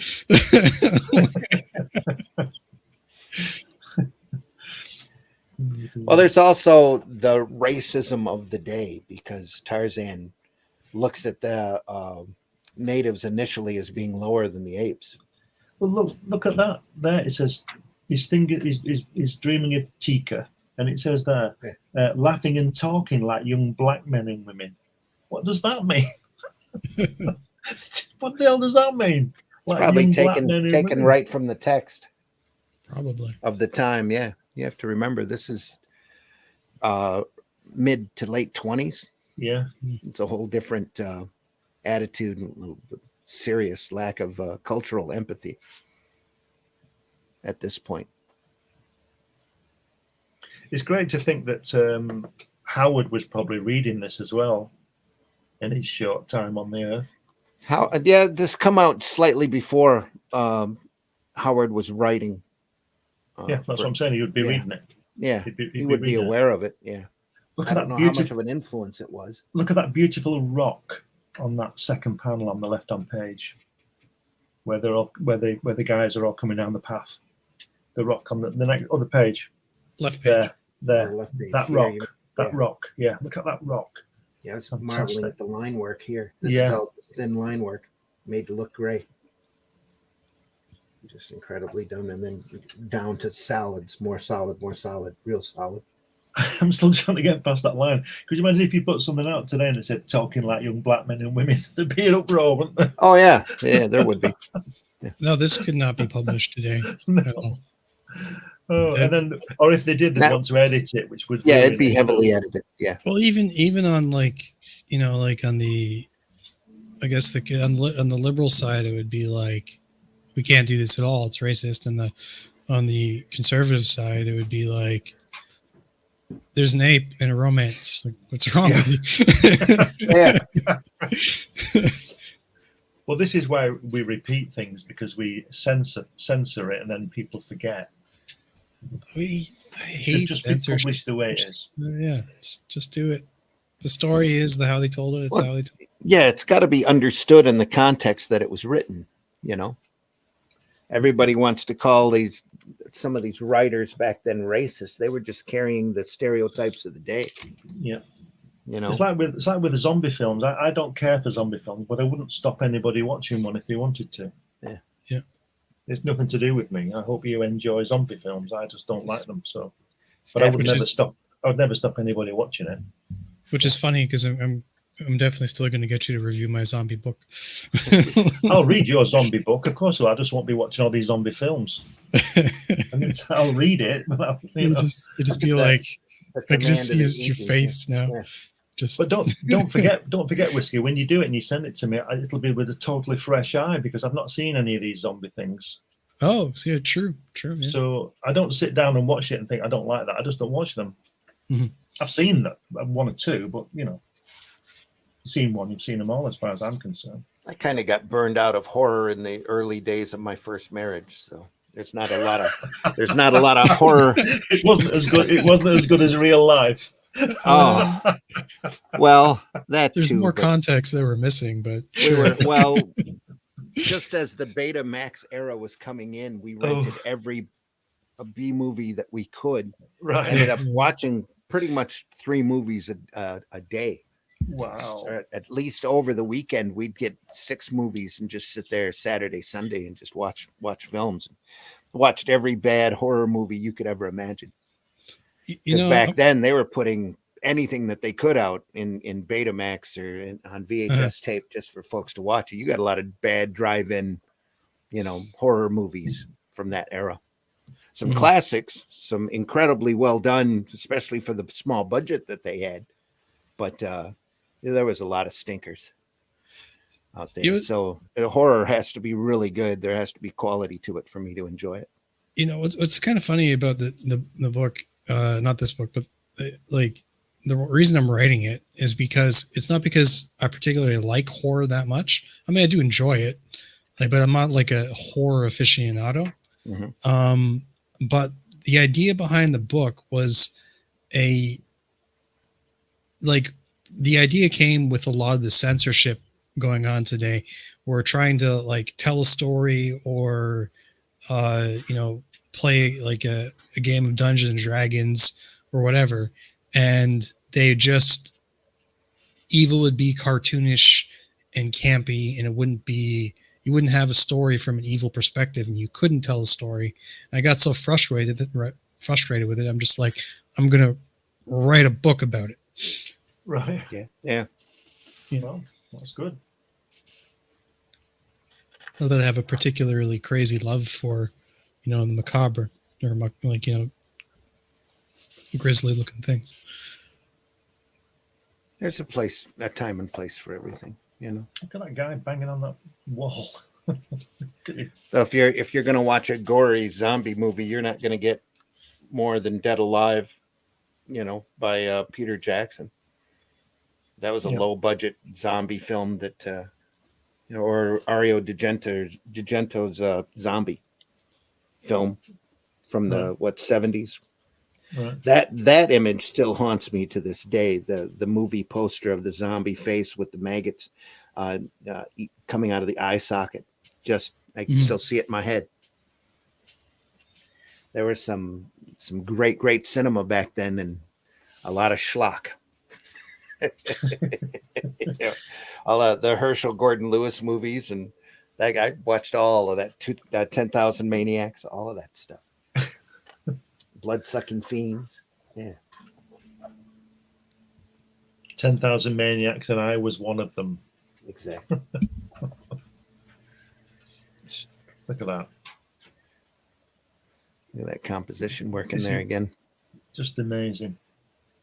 Wow. Good. Look at the leopard here. Leopards. Angry bull ape. What a page. Just what a great page. Yeah. Look at that.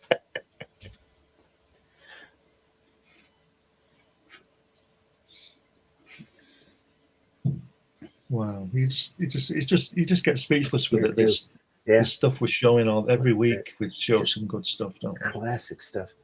Well, this was done well after the strip, after he was teaching for a while. This is a labor of love that he did. Say some of that vegetation looks like I've drawn in my dad's 70s.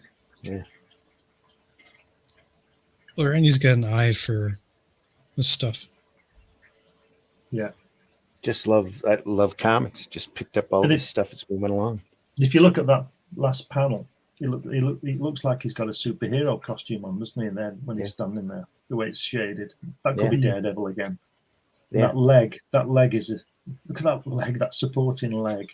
Well, he was the dynamic, call him a superhero almost. Yeah. Yeah. It's got the vine right here between its toes. Yeah. What a touch. Wow. It's great stuff. It's the angles he does as well, isn't it? It's just wonderful. And again, if you're going to learn technique, if you're going to learn learn from the masters. These are the guys that I can't even say the modern comic artist. Nobody sees this stuff anymore. Your Wally Wood and your Gene Colan, all these guys all grew up on, cut their teeth with this guy. Yeah.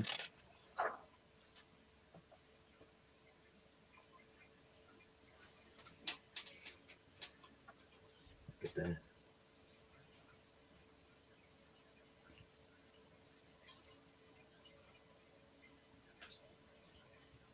Wow. Classic. Wow, look at that page there with the hands. Yeah, look at that.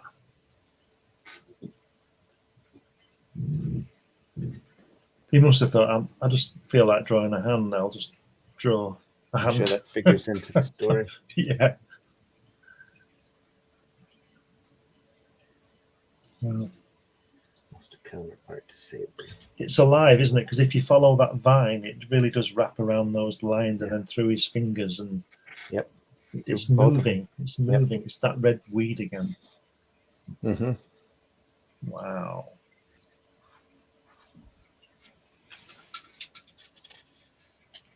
That's the intellectual side of Tarzan coming through, realizing that the species are different.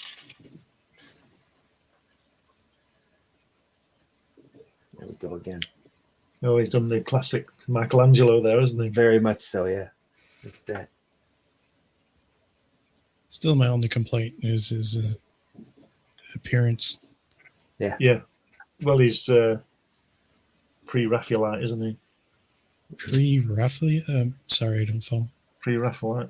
Raphael? No? Look it up. Pre-Raphaelite.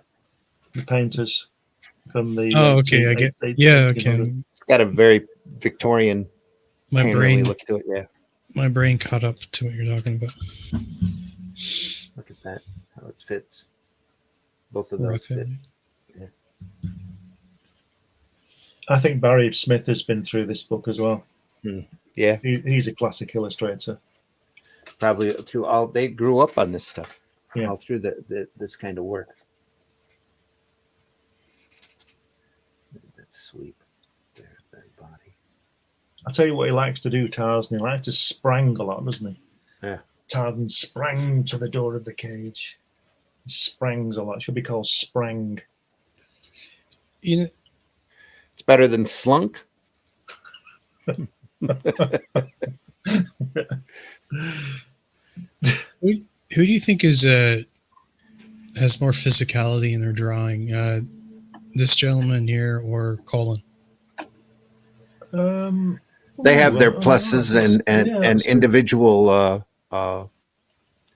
good points. A good question. Yeah. Good question. That I would say this guy, Burne Hogath, but it's a good question. That's I have to think about that one. That's the whole part of getting and showing off stuff like this, is you get to see. But they've all got one common. They've all got one common denominator, haven't they? And that's that they're all brilliant. Yeah, they're all masters of this stuff, the sequential art stuff. Yeah.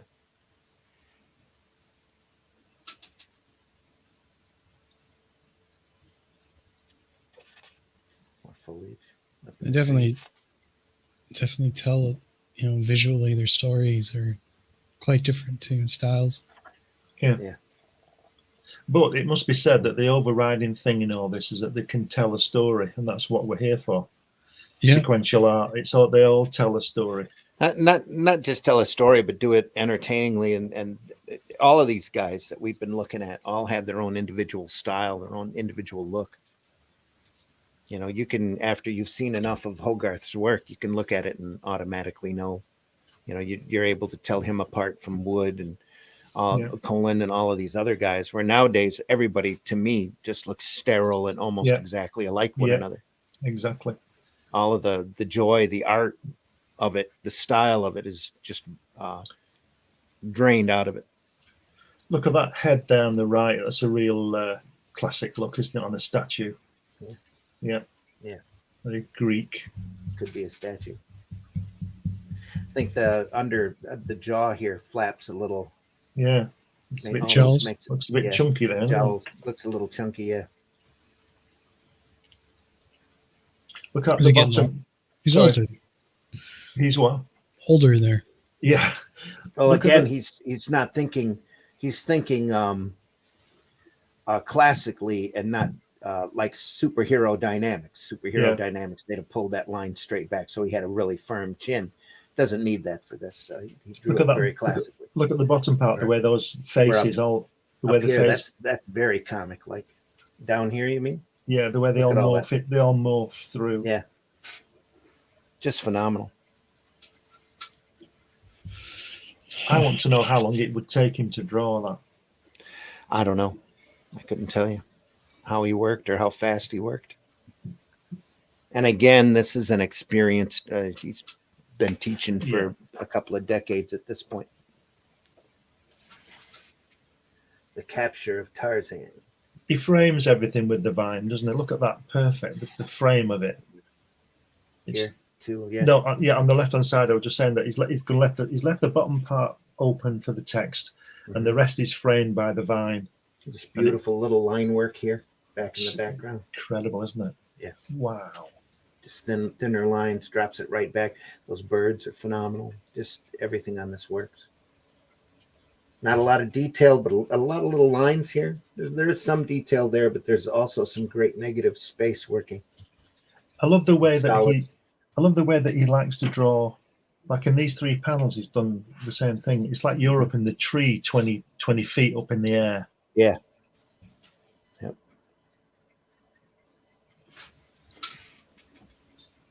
Wow, look at that. Again, here your ground level, looking straight out. You're about mid-level here so that you can see both Tarzan and the natives. Yep. Book 2, The Capture of Tarzan.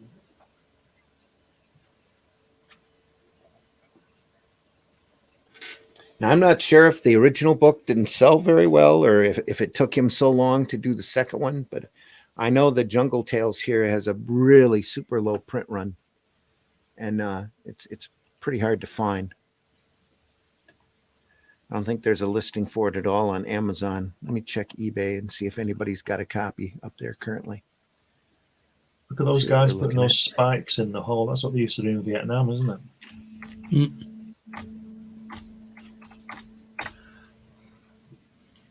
Wow. I found interesting about the whole Vietnam thing is that they used to carry these. I guess the Vietnamese, they have these like sticky leaves, right, on a stick, and they just cover it with sap, and they would like see a bird or something, and they'd just be on the move through the jungle, and they like swap or flap the bird with the stick, and the bird would get stuck to the stick.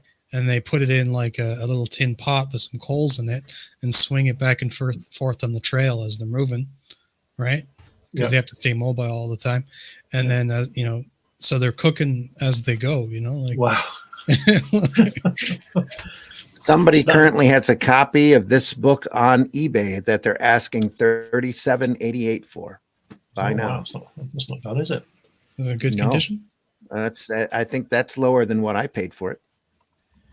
Look at that. Let That me page take a there look we're at looking at is 4 panels, isn't it? Yeah. Joined by the vine, by the tree and the vine. It's 4 Yeah. panels, really. It's him, the guys digging and finishing it off. Swings up. God, it's wonderful. So, are they Let's trying see to what it catch looks like. Tarzan or something else? I'm not sure. It looks like the book looks like it's in the same shape as mine. It's a little tufted up on the corners. It's been read once or twice, but Yeah, I think they're the doing it price for that. It's over in England too, I think. GBP. Yeah, Great British pounds. Yeah, Yeah, $29.95.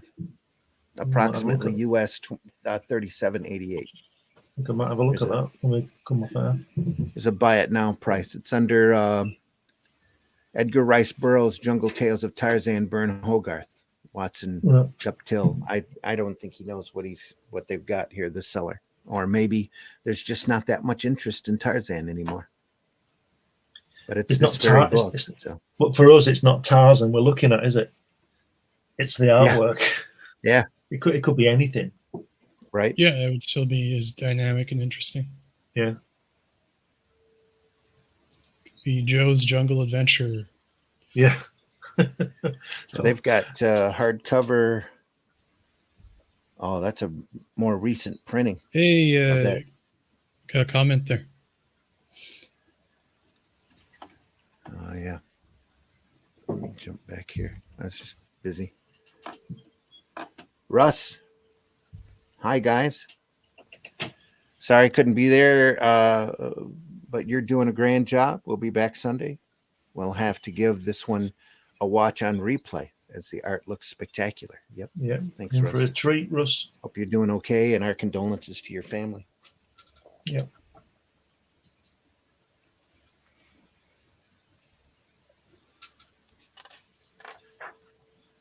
Thoughts and prayers, my friend. Yep.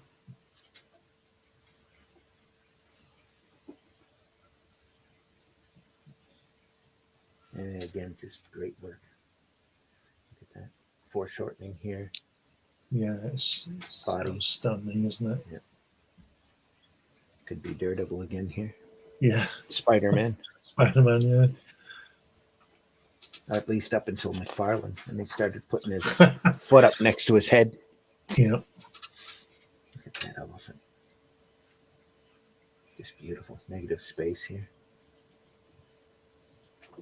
Again, it stops the eye moving past, doesn't it? That negative space on that vegetation there. It stops you doing it. Yep.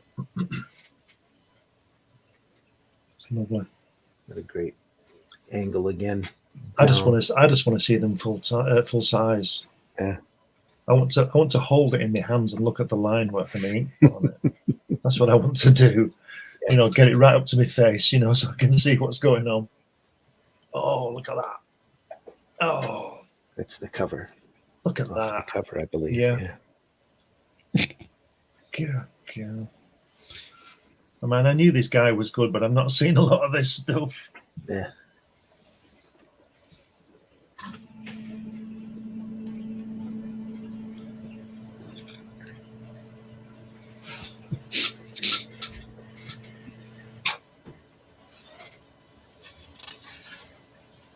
Could stare at that for a while. I love the vine in front of his face. Yeah. It's a beautiful touch.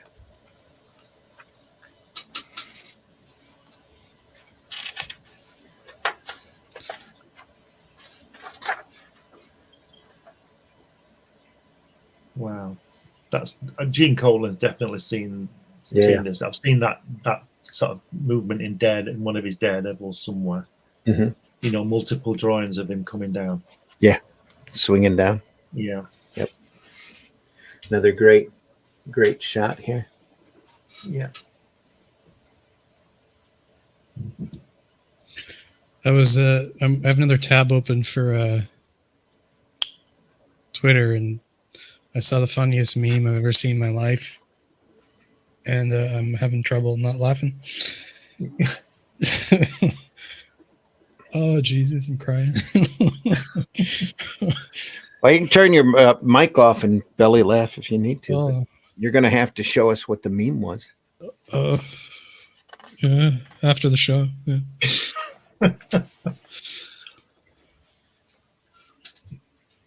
How to fight a rhino. Swing around on the horn. Ooh.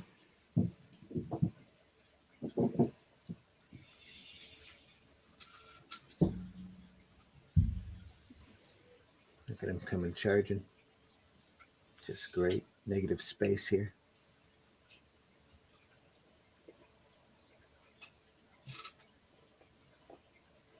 Just enough. Buto the Rhino. Yeah.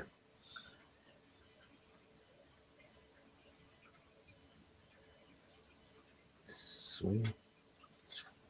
The dinosaurs, aren't they, rhinos? Yeah.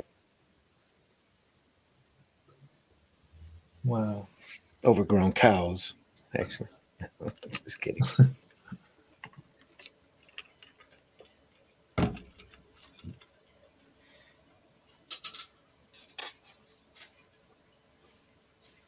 There's that page again. The vine work. Yeah, it's just beautiful, isn't it? tell this was meant to be put together too. Just looks like there's a flow to it. Yeah, yeah. I was just looking at that. How good is that? That elephant. Got some tusks on that. Tantor.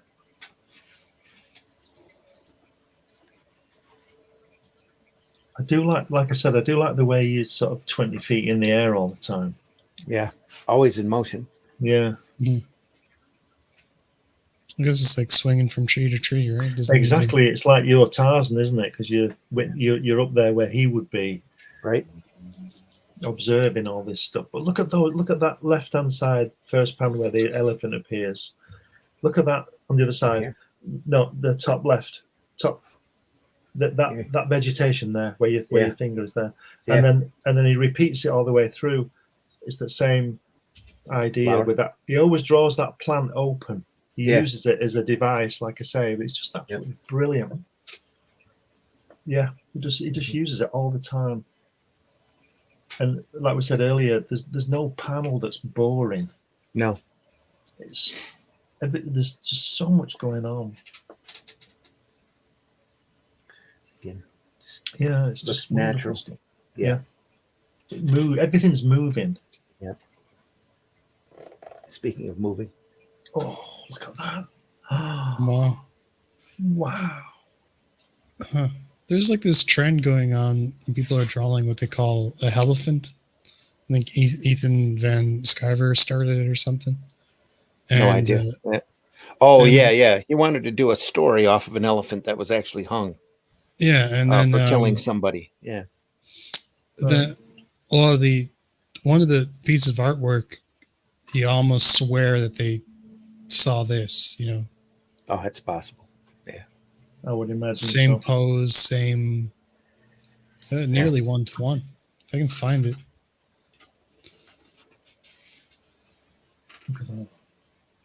Look at the force he's on the left-hand side. Look at the force his foot is hitting the ground. The elephant is hitting the ground. The force of that. Of those lines coming out from the grass because he's being chased. Yeah. He's moving, isn't he? It's fantastic. Oh, yeah. Yeah. A lot of moving. action working there. This whole thing's got hard movement to it.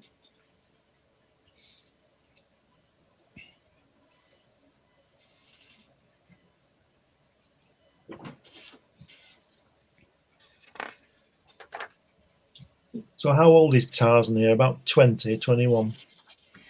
In this story, he's probably Yeah. pretty young. Yeah, maybe 21 at the latest. Right. He's late 20s, I think, when he starts becoming civilized. Right. And he's aware of the natives here, so. But even they're different from him because they're black, aren't they? He's And wearing he's that obviously this loincloth. white Oh, guy. yeah, yep. Yeah, it was all part of the books, too. Wow. And again, that leans back on a lot on that lack of sensitivity, cultural. I like the way where he's tied there, the like his little shorts. That figure is really wearing that leopard skin, isn't he? As these shorts, and so what I mean, you can see his body through them, skin tight type of thing, but they really are a different texture, and he is wearing them. If you understand what I mean. Mm-hmm. They're not just his body, and he's got those little shorts on. You don't see that a lot with some comic artists. Yeah, they're just. Yes, I know what you're saying. Yeah. Again, look at the detail work here. The skins. Yeah. Just everything there. A lot of detail. I can't remember. Was it? I think it was Gene Colan was saying about you can draw the weight in the clothes. Yeah.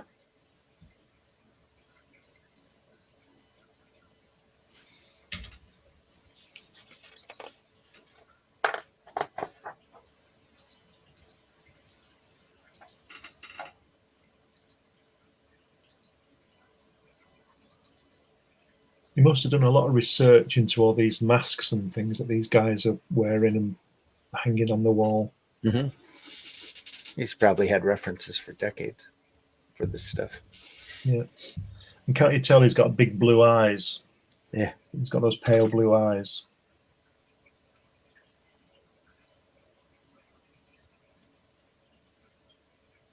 But everything's moving. It's like a Disney cartoon, isn't it? Everything's moving in the background. Mm-hmm.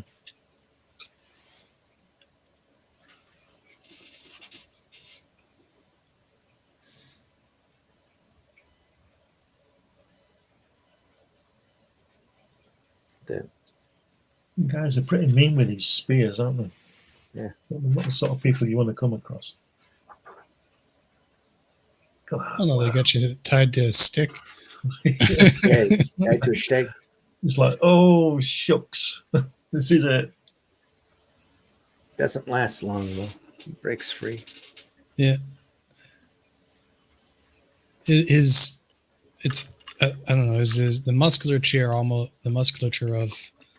of him now breaking free is? I know he's supposed to be physically fit, but the musculature here sort of stands out from the rest of it. Like he's breaking free, but he's not. It doesn't look as fit throughout the rest of the story. No, it's like he's called on that inner strength, isn't it? And he bursts out of him. Yeah. Because here he's looking quite a lot like Bruce Lee at the height of his career. Yeah, really skinny. Like just. Well, yeah, he swings to the trees. Yeah. He doesn't have a bodybuilder's body. He's got a gymnast's body. In other panels, he's just, I don't know, just not as quite as muscular. Not quite as muscular. Yeah. Wow, that looks like a Barry Smith Conan page, doesn't it? Yeah. You're exposing everybody today, Randy. Mm-hmm. Well, that's the idea for the show, show this stuff off and let folks know that there's some incredible sequential art out there. You just have to go looking for it. Wow, look at that. If the modern stuff doesn't do it for you, which it's so substandard on a lot of this stuff anymore. You go out and you dig up this old stuff and realize why you're doing that, why you're here, why you love this stuff as much as you do. You can see the love on the panel, on the page. That guy there with that leopard skin on the top panel, it looks like a squid, doesn't it? Hanging around his neck. Yeah. It's alive again. Wow. It's pretty fierce, isn't it? There's a lot of damage going on there.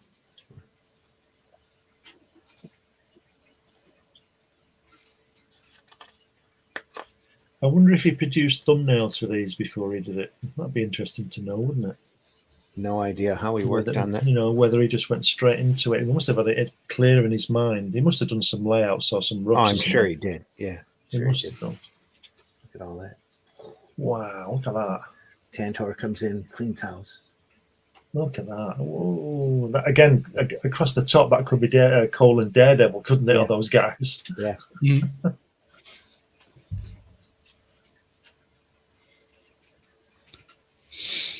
A lot of stomping done that day. Yep. Oh.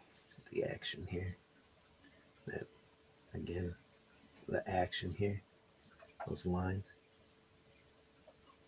Tantor, is that his mate, Tantor? That's his name. Yeah.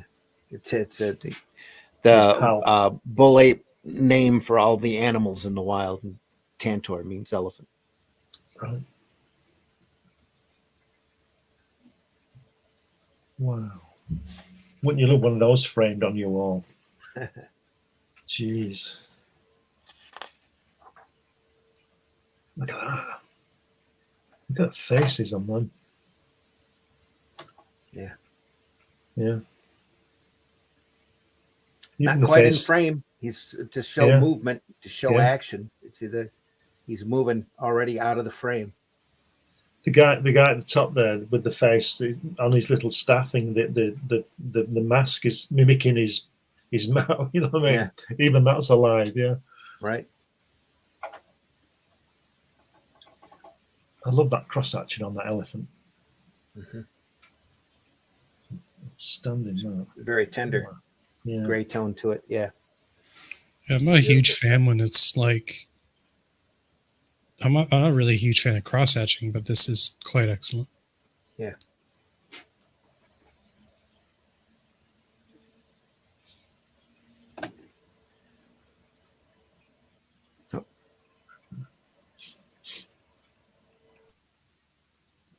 I always prefer gray tones. I like this line work, especially when it's done competently. You see the feathering here. It's just amazing. Sit there all day and work with that. That's just incredible stuff. All of this is line work sitting here.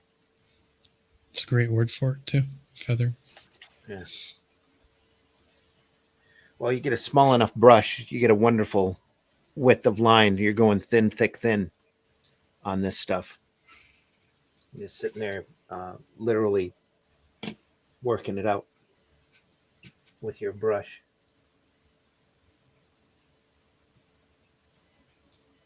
And then you go through pen line here. See the consistent. This line here was probably done by a brush, as you're seeing it go from thin to thick to thin. A lot of this is brush. Maybe all of it might have been brush. It's somebody at his tech level, he'd be able to hold that like a scalpel and get that thin line working like nothing.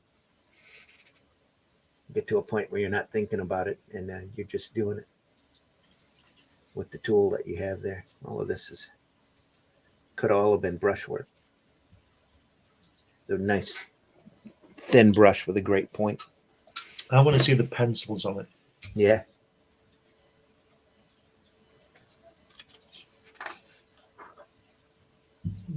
God, that's a real Alcala thing, isn't it? God of Tarzan. Yeah. This is not related to this, but this is very American. A can of something, 15 cents. Looks like it's from the 70s. And it's called Spread and Heat Pizza. Pizza flavored spread. Mm-hmm. Better living through chemistry. 3 minutes ago, this hot pizza snack was just a slice of bread. Yeah. Oh, dear. Doesn't that sound appetizing? It's reading.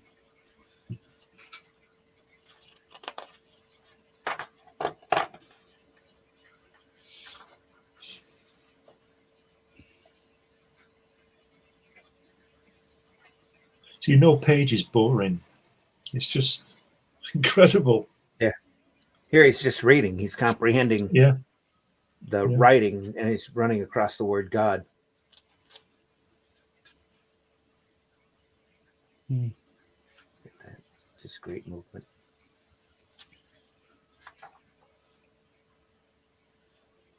So most of the apes are his friends then. Yeah. It's just the odd one who comes along and causes a bit of a problem. His mom picks him up, and he gets bullied by the main ape because he doesn't like him. He's thin. He's spindly. Should have never been cared for in the first place. Should have just been left in the jungle to die because you know, he just looks like a anemic, hairless ape to them. Yeah. But here, because of his intellect, he starts running rings around them, and you know, He ain't from around here.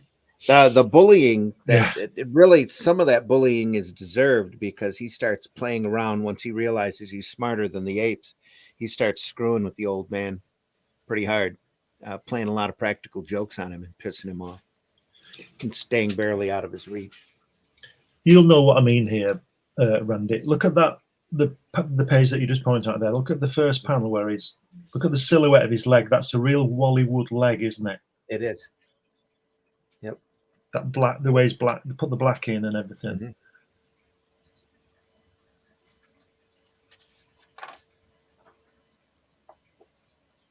Wow, look at that.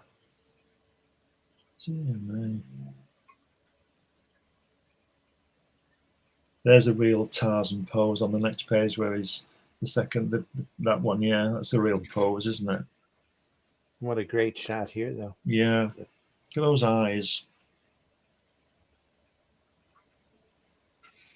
Wow. Real classic stuff here. I'll tell you what, these past few months on this, we've been showing some fantastic work, haven't we? Now, this is like Burne's Elsewhere books. Oh, yeah. This is a subject that he's always done, subject that he's loved, and he gets a chance to do it on his own, the way that he wants to do it, with the time he wants to take on it, and you get something like this. You know, it's like Burne doing all of that X-Men material that is only in pencil that very few people get to see.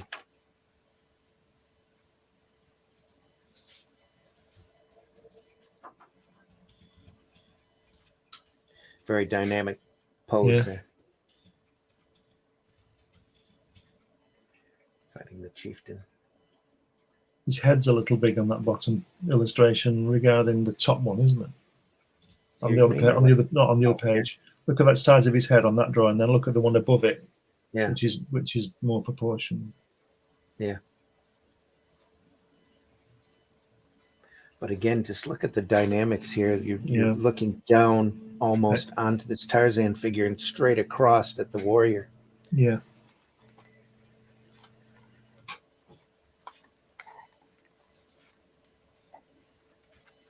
Yet it all fits. It all makes sense. It looks like this. It's the same illustration. I mean, it's just fascinating to see the camera angles. Attack of the Bull God. He's strutting. Look at that. It's kind of like doing a happy strut. He's angry there.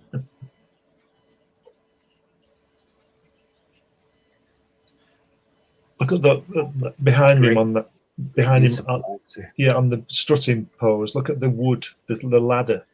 Yeah. The way it's wrapped up with the vines and everything. It's incredible. Yeah. It's beautiful stuff. Another great dynamic pose here. Yeah. Almost looks like it's a little out of proportion here. That hand looks a little small. Yeah, it should be bigger, shouldn't it? Yeah. Especially since it's thrust more out. It's almost, you look at that hand compared to that foot, definitely out of proportion. That should have been, if he'd have done this nowadays, he'd have just taken that captured that hand, blown it up to about double the size in Photoshop, and would have been good to go.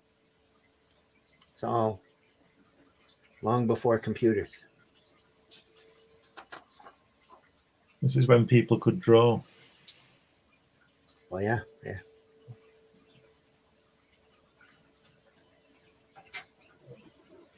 We are over the 2-hour mark. So we probably need to finish this up. Just as we turn to a great page. Look at that bridge. Oh my God. Just amazing.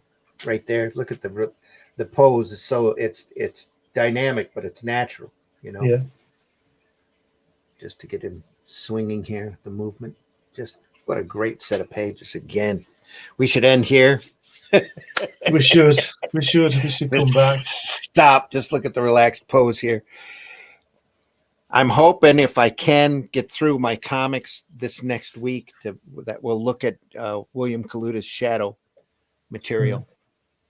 Well, could we not finish this and tag that on the end of it next week? I mean, leave it here. There's a lot to go through. There is a lot to go through. Wow.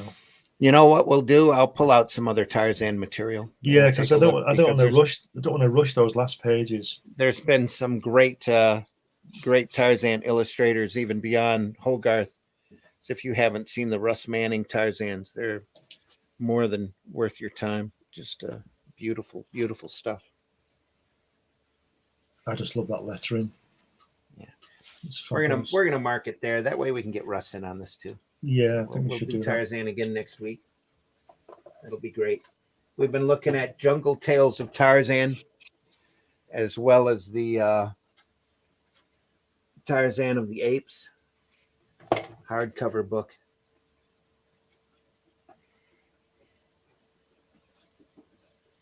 done by the great Burne Hogarth. Next week, we'll have a little bit more Hogarth. I'll see if I can dig up some Foster early stuff. I think I've got some early collection of early strips somewhere. I know I've got all of the Russ Manning Tarzans because it's just phenomenal work. See what I can find. So we'll do more Tarzan next week. Yep. Appreciate everybody being here. Hope you hit that like and the love button. You're always welcome to add more in the chat. Wish you would. We've had only a little bit of engagement this morning. So if you like this stuff, leave a comment at on the page that you're watching it at. Let us know what you think. And hope you enjoyed looking at all of this phenomenal stuff. So, Whiskey, why don't you tell folks how they can find you? You can find me on the good old X there. I just completely blindsided by that. So yeah, just follow me to Bandit Ricochet, and you can see what I do. Yeah, you can switch it off now. Yeah. All right, Glenn, let folks know how they can find you. All the usual places on social media: Facebook, Instagram, Twitter, or X, or whatever it's called this week. You can find all my work on Amazon. You can find this at New Haven Publishing, which is a book about my trip to see Jack Kirby, which is full of got lots of photographs of me with Jack in there. And you can also get my 100-page magazine, Comics Limited, which is about comics. But if you just put my name into Google, you'll find all my stuff, all my books, science fiction books, and also all kinds of stuff. There you go.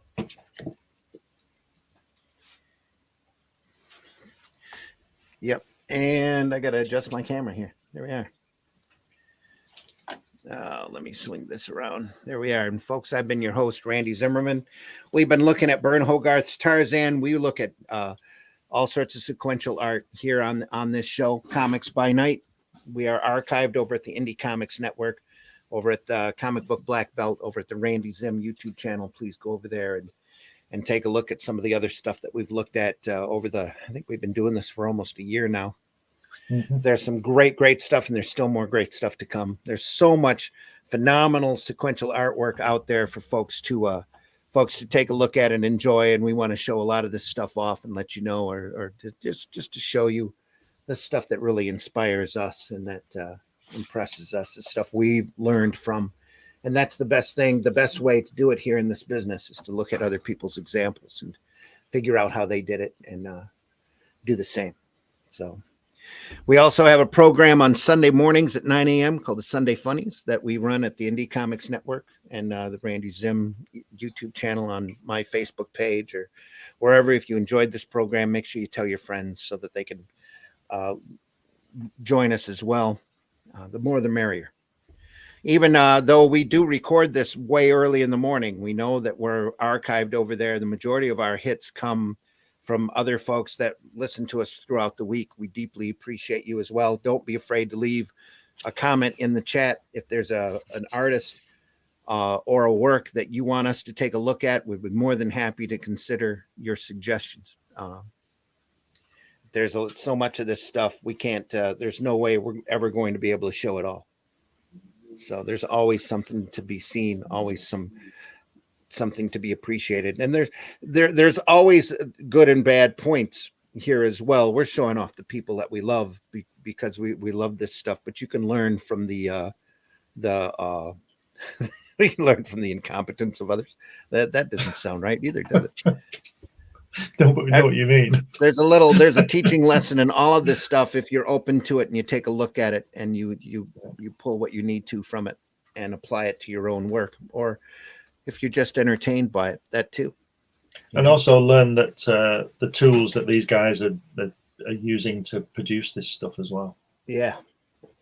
You can find my work over at arrowcomics.store, arrowcomics.store. If you go over to Fund My Comic right now and take a look at the Out of Obscurity anthology book, I'll have some work in that as well, as we've more than passed our publishing goal. So I need to do a story that'll be in there that's not in the main listing. I'll have a story in there as well as my little cartoon monkey is hosting the entire book. That's going to be a lot of fun to do as well. And there's a lot more coming from Arrow Comics, arrowcomics.store. Take a look over there. So also take a look at the other programming over at the Indie Comics Network. I think you'll be happy with the variety that we have there and the amount of people that that are there as part of the network. They're all in this like we are, just to show off some great sequential art and to help folks along as much as they can to enjoy this art that we love so much. Chris from Red Dress Press has just popped in and says, "Oh no, I just came in at the end again." He actually listens to us this whole time. He just doesn't comment. Anyway, Chris, we're archived over there in case you missed anything. This Sunday on Sunday Funnies, 9 a.m. Eastern Standard Time, we're going through a book that they call the Marvel Vault. Oh, wow. Right. Museum in a book. The Museum in a Book. All sorts of fun stuff to take a look at. There are pencil reproductions of pencil roughs. There's a history of Marvel Comics through the 20th century. And there's a lot of just great stuff to look at. You're not going to want to miss Sunday's show. And that really caps off an entire month that we've been looking at this, some of the odd and more unusual Marvel comics out there over on the Sunday Funnies. So if you haven't seen those, go back over there and take a look at some of the stuff that Marvel used to print and print incredibly well. So, that's a big one. Yeah. They did a DC Vault too, but I didn't get that book. But I wish I had after I looked in the Marvel Vault, because there's a lot of really cool. Just pop back on Sunday and take a look. You'll be impressed. Literally, they're not lying when they say it's a museum in a book. So it's going to be a lot of fun. And if there's any time left over, we can talk about some Marvel stickers, right, that have come out over the years. A great little sticker book that I found. So more fun to come, folks. So pop back here next Friday morning, Friday, 5 a.m. We'll be back here doing it again. Maybe Russ will be joining us then. Glenn will be back. Whiskey will be here. And so will Tarzan. So a lot more of that stuff to come. After that, and maybe the shadow work, if I can dig the William Kaluta material up, I want to go through the Toth Zorro book as well. So keep that pulp action hero theme working. So we'll see how that goes. Folks, appreciate you being here. Indie Comics Network, indiecomicsnetwork.com, arrowcomics.store for my material. You can always find me over on Facebook as well. There's Randy Zim over there, or Randy Zimmerman. You can go over there and check me out there, or contact me if there's anything you want us to look at or go over. We'll be more than happy to take your suggestions. So I think that's it. If you get a chance, go visit your local retailer, because there's all sorts of stuff, especially if your retailer's been around for a while. He's collected a lot of great material, and some of which has been sitting there probably for as long as he's been open. So go over there and take a look. A lot more than Funko Pops available over there. Some great sequential artwork over there for you to enjoy. You'd be amazed at the variety and the quality of the content, I'm sure. So if not, then ask your retailer for a suggestion, and I'm sure he'll help you, because he wants your money. So he'll help you find some great stuff. And we deeply appreciate everybody here again. We'll see you soon. I don't know what else to tell you. Buy independent alternative comics, especially ours. Remember, hating ain't creating. And if you're working for a publisher out there that's telling you who you should or should not associate with, maybe you should consider where the actual hate is coming from.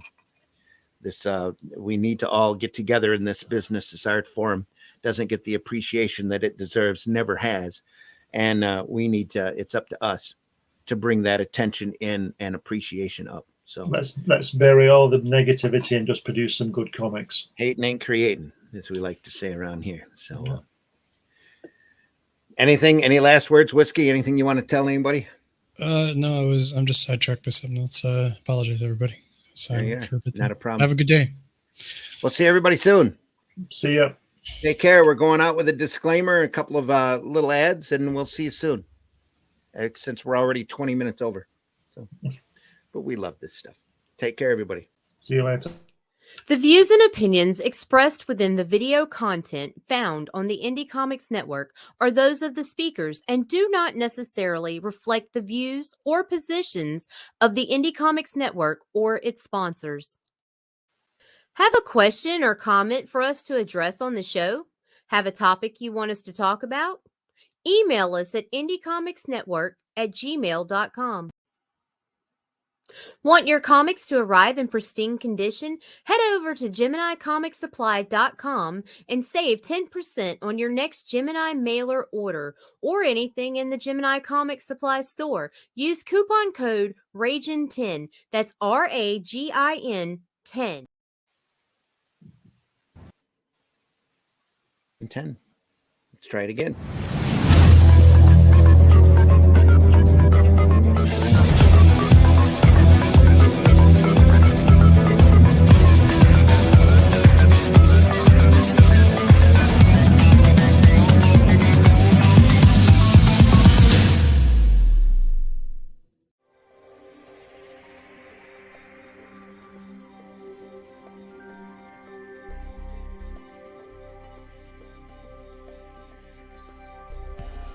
What was that?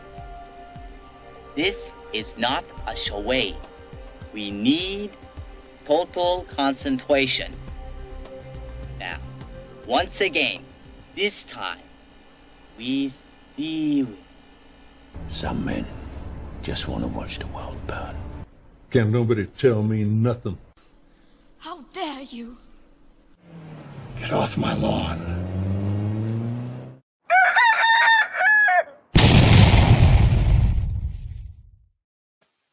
Oh, you silly, simple bastard.